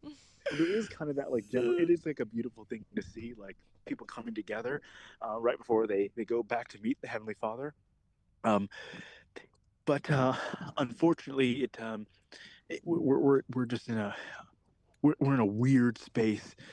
But we do know if we're truly converted, this won't be an issue, right? So that's kind of what it comes down to. We just have to be truly converted. Cool. Yeah. Rock on. I'm going to read a couple of super chats here before we end because unfortunately we are totally in overtime here, but... Thank you. My phone died like an hour ago. Yeah, I was about going to say your phone called it quits. Fidget the Crazy says, oh wait, no, sorry. McLarson says, race is a fake science used to justify slavery. It needs to die. Overly simplified way of categorizing geographical ethnicity. Liberian equals Ethiopian is like Portuguese equals Russian. It does not make sense. I agree with you. Most of these were started by a pseudoscientist in the 1700s named Blumenbach, who has, Brad? And again, I just want to say, they are incoherent to project back on ancient records the way that people tend to. Yeah. Kuralam Theory says, I think that's the guy you were fighting with. Says, Kwaku, I tried reasoning with you for days and you ignored it all. Your TDS is terminal and it's gone over into church topics. Get the beam out. Get the beam out, Kwaku. Get it out. And Haram Boy says, for Jared Taylor content, for, but both words. So I don't know if that's for or against. I'm not sure. Oh, I think he just wants more Jared Taylor content. That's what it sounds Oh, like he's okay. saying. Yeah, just more debunkings of Jared Taylor. All right. Ask and you shall receive. There's a lot of stuff in his profile. Like for people in the chat saying, well, he's not like a total Nazi. I was like, I went through his profile and I got really, really, really, really uncomfortable. Really, really, really, really fast. You know what I'm saying? So Yeah, exactly. It's feels like a slippery slope, that one. Right? Yeah. So like Crandall Logan said, oh, sorry. Keep going, Brad. Just I think someone in the chat was saying that they actually know the writer of the article that we were going over, and that they'll have him try to reach out to tell us where we may have gone wrong in how we interpreted what he was saying. Is that Ichabod? Apparently, yeah. He was saying that's not like his real name, so that's like a. I love the name Ichabod. Ichabod Crane, like Sleepy Hollow. That's like my favorite short story. Yeah. Yeah. See, my issue with that is, if you came to me even without this article and said, my name is Ichabod Thornton, I would be like, this guy's a Nazi. Like, there's no way you have the name Ichabod. Either that or he's a very enthusiastic English major at a small Northeastern Ivy League college. I'm saying the only Ichabod I know is the fictional character Ichabod Crane. Yeah, and by the way, the best one was the animated Ichabod Crane. I don't care what anybody says. That little ponytail and those goofy little shoes. 100%. Okay, Crandall Logan says, Kwaku, Kai is asking about any future young and dumb question marks. So, got any young and dumb stuff coming up, Kwaku? All of our Utah summer festivals we do each year. So, yeah, there'll be some in Southern Utah, Salt Lake, Utah County. You know, come have some soda, meet some people. There'll be some carnival stuff. It'll be cute, wholesome, and fun. I still want to end with my last Ichabod Thornton joke though, because it was. Okay. I feel like I got to get it out because I'll never get the chance again. Okay. What are the odds we interview this guy and he's gonna have a curly mustache and a bowler hat? Like Ichabod, that is like riding in on a carriage, Ichabod Thornton, or he's like, you know, some 1488 Robert Stepper fan. And then last super chat here before we get out of here is Devin Glenn says, Yikes, I hope I'm not taken wildly out of context right now, but Jared Taylor is not a Nazi. Nazis sought world domination for their ethnicity. Jared Taylor does not believe in this. Heart, you guys. Okay. Oh, yeah. So Jared Taylor, here's how they get around it. Jared Taylor is a white separatist. What they believe in white separatism is that white people need to have their own country, because there's no white countries, even though there are many. He believes that white people need their own area and we should segregate. But when you peel back the layers of that, they do believe in forced segregation. So when you look at the manifestos of how they'd like to achieve white separatism, because their whole thing is, no, we don't believe in supremacy. We just believe we're more peaceful when we're separate, which historically is not true. Historically, it shows that diversity actually has greater peace, right? I mean, you can look at any of the continents, but before we started having more diversity all over the world, we were in constant state of war, right? Nobody can really think Europe is more violent now than it was post-Civil War up until the 1940s, right? That wasn't like exactly a beacon of gumdrops and peach vanilla cream. So it's historically inaccurate, but they believe that you will have to use violence to enforce that, and you will have to use all sorts of bullying and cruelty and threats of violence to get people to segregate. So he may not be goose-stepping with a swastika, but it also comes from the same breath. Okay, look, you convinced me. You can't see it right now, Kwaku, but I've just changed the thumbnail for this. It now says debunking white separatists trying to quote the Book of Mormon. There, we've split the hair. We've split the hair, right? I'm sure he appreciates that, Devin. At the end of the day, I would say that nothing has worked better than Americans' pluralist society. And Americans' pluralist society has had so many people be able to exist despite all kinds of diverse backgrounds, because just as Jordan Peterson says, diversity works best, but only if the diverse society has an overarching and homogenous belief pattern that in America has been our Judeo-Christian heritage. And what is that Judeo-Christian heritage? Just as Russell M. Nelson said, that first we are all children of God, as the Constitution says, regardless of, race, creed, as the Book of Mormon says, as the Bible says, all of us children of God first. All right. Second, followers of Christ, Adonai, God, whatever that thing is that is out of us that wants our well-being, all as children of him, right? And then third, disciples of Christ. And then fourth, all that other stuff. No need to separate from another child of God in your neighborhood based off their skin color if indeed you both go to church together. And I think a perfect example of that is the Church of Jesus Christ of Latter-day Saints, which is a wildly diverse faith tradition. And if you don't think so, just travel. Travel. I don't want to throw a monkey wrench in here. Okay. Too hard, but I'm going to anyway. I think one of the reasons we're seeing a rise in this sort of dialogue is because we have people bringing the wrong answer to a problem that they see, right? I think that ever since social media, and I don't know if social media is what is behind this or if it's people using social media and finding that the more horrible stuff they put out, the more racist stuff they put, the more engagement they get. And so that's why racism feels like it's been resuscitated. I don't know what is the cause, but I feel like this guy. I do. Oh yeah. Well, maybe let me just say something really quick here.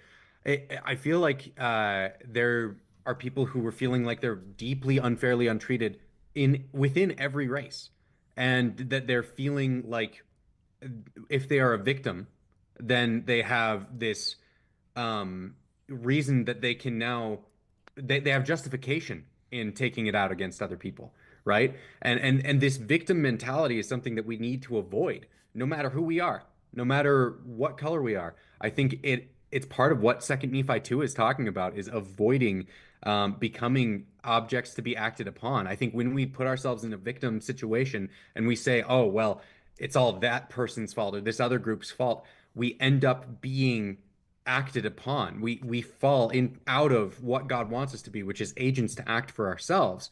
And we start becoming reactive in a way that is incompatible with the gospel of Jesus Christ and living in a way that we're striving to be better and become like God. Okay. So that's absolutely true and absolutely right. I want to add to that, Brad. If you, so I took a couple sociology classes. I have been interested in ever since 2016 in how radicalism starts and when people become radicalized. And we can see a trajectory and a pattern throughout history. Anytime there's a new technological revolution, it's always paired with a rise in either religious or ethnic fascism. And I think that's because people feel, at the end of the day,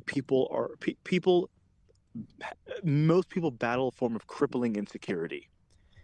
Because you look out to the world, it's so expansive, and you go, oh, I'm just me, right? So you think of like, okay, right now we're in this tech revolution where our AI is here. AI can replace an artist in 10 seconds. Robots can replace cashiers. Downloadable programs can replace entire staff networks. So people feel like they're being left behind in this new technological revolution. And when you're left behind, you need a peaceful, loving person to say, hold up, everybody stop. We can't leave humanity behind for the sake of lining the pockets of a few. So when you feel so left behind by society, who comes along to pick up the pieces? Opportunists, right? There's a reason why, if you look in the African American community, all of the people that are part of the Nation of Islam, the Farrakhan's Nation of Islam, and people that are part of that, they recruit heavily from prison, right? People who, I've been put in prison, my life's been taken away from me, and what is my purpose? Who am I now? They recruit to those people because they've been left behind by society. It's kind of like the movie Joker. Joker 1 was a warning. When you watch it was a warning to society. It was, here's what happens when we're so cruel and unforgiving to people that just need a little bit of love, right? And it creates this horrible chain effect. So my view is, because we're in this big revolution right now, nobody's job is set or safe except for, ironically, blue collar, people that can go build stuff. People are very insecure, and it's easy for them to find commodity in immutable characteristics because they're not confident in their mutable characteristics. They're not confident in what they can create, what they can bring to the world, because they feel like they've been left behind. So what do you do when you don't have any trophies to polish? What do you do when you don't have the achievements to look back on, or any innovation to bring to the world? What do you rely upon? Hey, well, at least I got this skin color. We all have this in common. Yay. So that seems to be the trajectory throughout all of history. This stuff happens during the Industrial Revolution, right? We had, how many freaking ethnic nationalist movements did we have during that period, right? Think about everyone who built wagons, done for the minute trains and cars were going around, right? Like it's so easy for people to fall into that, because when their mutable characteristics and talents are no longer relevant, it's the one thing you have to fall back on, which is sad, And I feel like it's part of what we see warned in the scriptures. They talk about a descent into tribalism, that they warn us about that, and how it leads to the end of our societies. Yeah. And that's what's so hard. It's like, a lot of these people who are fascists and extremists, the things they say are disgusting, and you're very horrified and angered and just totally repulsed by the darkness they're bringing into this world. But you got to remember, a lot of these people are hurting, right? It's all birthed from crippling insecurity, and so, I mean, I don't know the way to fix that. Like, what do you do when there's a kid who's a senior in high school who doesn't have a prom date? He's been rejected by every girl. He's been humiliated and made fun of. He doesn't have enough friends. He isn't getting on any teams. All he has is his video game guys to lead him down these dark pipelines. Obviously, we know what all the feminist leaders have told us, which is, it's not a woman's responsibility to stop someone from becoming an extremist. Yeah, obviously we know that, and that's obviously true. That can't be overstated. But at the same time, there does need to be some mechanism in society to help young men who feel like they have nothing, right? A lot of this stems from that. Like guys, we're lucky.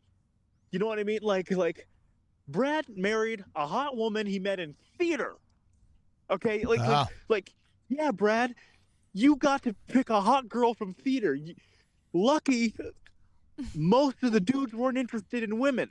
You know what I mean? Yeah, man, lower competition in there. You've been able to perform on stage with super talented people all over the country. Carden was in New York being a filmmaker, held political office, has one of the top church podcasts. I get to throw these incredible events along the Mountain West. We're lucky guys. Like, all of us are lucky. We all make a living doing what we want individually, and we don't have a boss, right? So, like, we are lucky people. We're very blessed in that regard. Carden has a boss.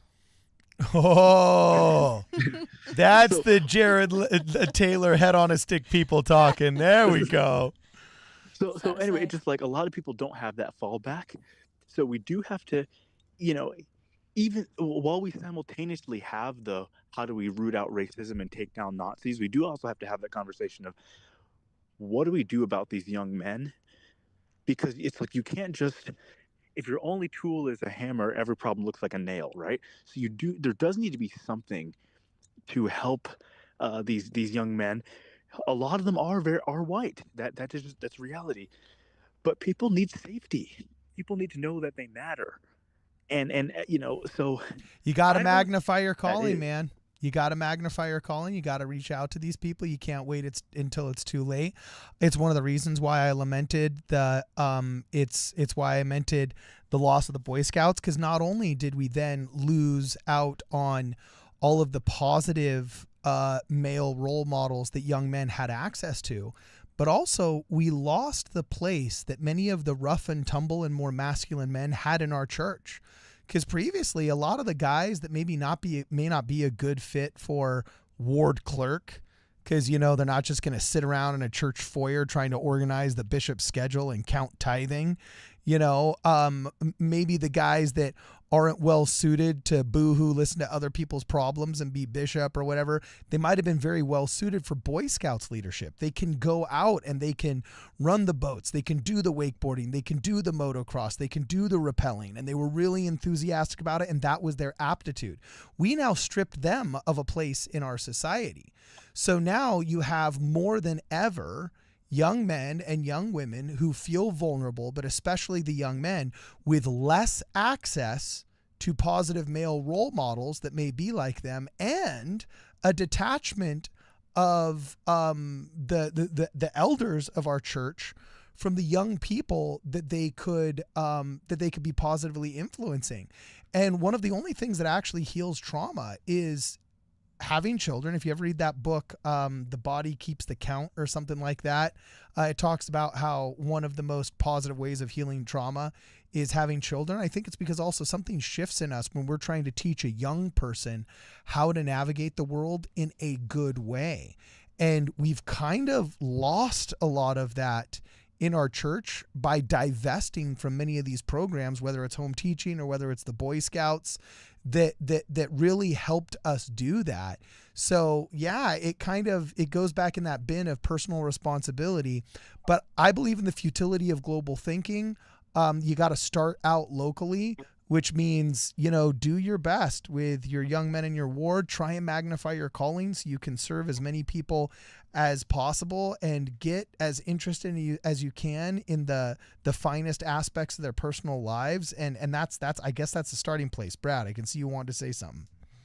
Part of me just feels guilty that these problems persist, and I feel like they would be gone if we were properly keeping the commandments to love our neighbor, right? If we were living our ministering programs the way that we were supposed to, if we were reaching out to our communities the way that we were supposed to, I don't think that our society, I don't think our church would be as vulnerable to this type of thing, because I don't think it's just happening within our church, right? I think this is rising all over the place. And like you said earlier, Cardin, this is some people maybe trying to find a way to see if they can latch on to some Mormons, get them involved, right? But I think the Church of Jesus Christ of Latter-day Saints gives us not just things that we should not be doing, but gives us an awful lot of things that we should be doing. And that if we really want to be repenting daily, that doesn't necessarily mean that we need to stop doing bad things every day, but we need to be looking for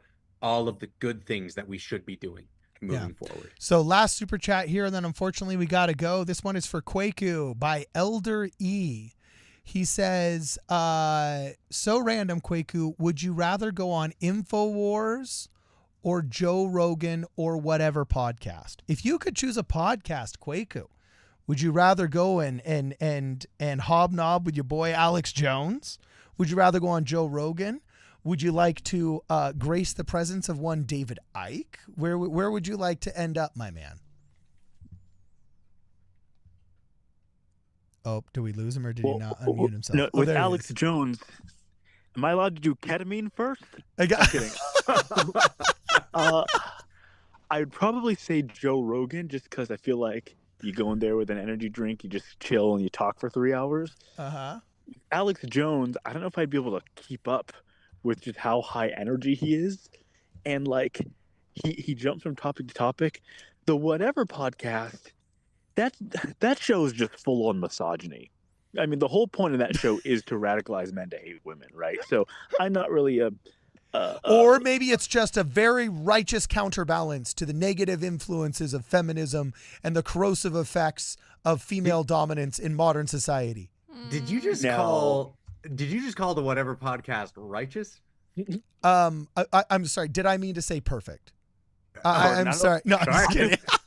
Pardon, I don't know if you've That's seen the way. Whatever The Whatever podcast. podcast is the guy that has all those shorts where there's always like some chick in the background in some like German helmet, and he's always like reciting statistics about like how men are mistreated, right? Right. Yeah. I've never well, yeah, actually seen an episode, That but I have sounds seen weird. YouTube shorts. The whole show is Weirdos. it's pretty bad. The You whole might show want is to watch a little before you endorse it as wholeheartedly as you just did. It's one of Anything the that shows fights where- feminism, anything. I'm trauma dumping. No. It's nice. No, it's like and trying to show men that they have value, they want to completely make women not humans. It's really dark stuff in my view. Well, Ew. Probably Joe Rogan. Well, that's the thing is like so I agree with so much of what some of these podcasters say, but then there's like such a steep fall off. It's like, okay, men have been mistreated historically, especially over the past 20 or 30 years. It's like, okay, cool. Yeah, I'm on board with that. And you know what? Divorce, it disproportionately negatively affects men and advantages women. Okay, yeah, actually I've seen lives ruined by, unfair divorce courts, And we kind of need male rights. Like women have women's rights and we need men's rights as well. It's like, okay, I'm smelling what you're stepping in, right? And women don't treat men well enough. Blue collar work is not appreciated and we need to actually fight for our own rights. It's like, oh yeah, hell yeah, now we're talking. That's why you need to lift weights every single day, have 7 girlfriends, be fornicating on the daily and have a 6-figure income. And it's like, whoa, that really escalated quickly. Those first 4 steps I'm down with. That last one, oh boy, that's an unrighteous doozy. But I will also say though, like there is I do think those shows though overblow the problem, because at the end of the day, I mean, we still have a horrific epidemic in the country of violence toward women, right? Like that is like, you just look at the stats. So yeah, it is sad when someone gets divorced and everything's taken from them, and courts are not fair. This is true, and men do feel lonely. But like, why have so many women abandoned men? Is it because the women are just naturally evil? Probably not. It's probably because there was something in the mainstream culture that made women fearful or repellent toward men's issues and problems. And I think in there is a conversation to fix it, but to just make it like a power balance of we just need to overpower all the women and call all the shots again. First, it's never going to happen, but 2, it's not a good idea, and 3, it doesn't work. So what like you can't look at OnlyFans, the OnlyFans culture we have and how women can make so much money on OnlyFans. Well, that's a response to feminism. I mean, how many articles were written in the 70s, 80s, and 90s of saying, hey, Hollywood, stop objectifying women, and the men didn't listen. And so women said, fine, if we're objectify ourselves, at least we'll make the money. And now that's what's happening, right? So a lot of it some is of a that could response just to be what men did wrong. That could just be the corrosive back door of feminism. We can get back into that later on when the Women Award Radio come back in, because I mean, physically, women have never been safer in America than now. I mean, here's an article by Newsweek talking about how they've never been safer statistically. I think there's definitely some availability bias and confirmation bias when it comes to like those statistics and whatnot. But like modernity has actually made us like more access to modern medicine, more access, like we've become safer as a society, which is actually really good despite like the crime spike. I remember the crime spike in the 1990s, right? Guys, which was we're absolutely brutal. opening up a whole other can of worms, Yes, and yes, I'm you're right. exhausted. I can't yeah. do this anymore. Yeah, we should wrap it up. So I have yeah. one thing to say about this if you want to, Cardin. Hit it. Here's the deal. everyone just is running from responsibility and everyone sucks and they just need to repent. So that's my final words on this. Yeah. Kwaku, wrap it up, baby. Tell us what your last thoughts, my man. Don't be a Nazi because it didn't work out well for Adolf. Yeah, because the Americans came running. Yeah. Hashtag America. Hashtag And Canadians, bro. My grandpa. Yeah. Fighting in World True War II. Yeah. like a boss. Canadians did help us. The Canadians did help take down. So did the Russians, but that's kind of a weird subject to bring in right now. Yeah. So did the Russians. All right, guys. Thank you so much for hanging out with us. Thank you to everybody that's given us some really cool and generous super chats. Thank you, Elder E, Devin Glenn, Haram Boy, Kurlam Theory, Doc, Mag Larson, Fidget the Crazy, Harry Nigerian, Nate Dog, Finding Peace Through Him, Crandall Adam, as well as Josiah. Thank you guys for hanging out with us. Big shout out to all of the members that are here. Shout out to the Discord mods. If you guys want to help support the channel, please make sure that you consider a generous contribution through Venmo or through Zelle. Also, we've been having a lot of luck lately with some generous people who have been hooking us up with, check this out, stuff on our Amazon wish list. It's super cool. It comes in here with a little tag on it that says who gave it to us. Everybody's been super generous and helping us catch up with some of the equipment needs in the studio. So thank you very much for all of your help there. If you guys want to buy a Ward Radio shirt, those are still available in the Ward Radio Wigwam, as are our iconic War in Heaven veteran hats. So you guys make sure you go to the wardradio.com website. And while you're there checking out the merch, sign up for our newsletter so you get all of the latest Ward Radio news articles straight into your inbox. Thank you, Kwaku, for hanging out with us. Thank you, Brad and Brittany the Shadow, for being here. It's been real and it's been fun and it's been real fun. For this and more, please make sure that you guys check us out at wardradio.com. I built a rocket in my basement. I'm gonna fly it to the moon. This supersonic is amazing. You're gonna feel my sonic boom. I'm flying higher and I'm never coming down. Look at me now.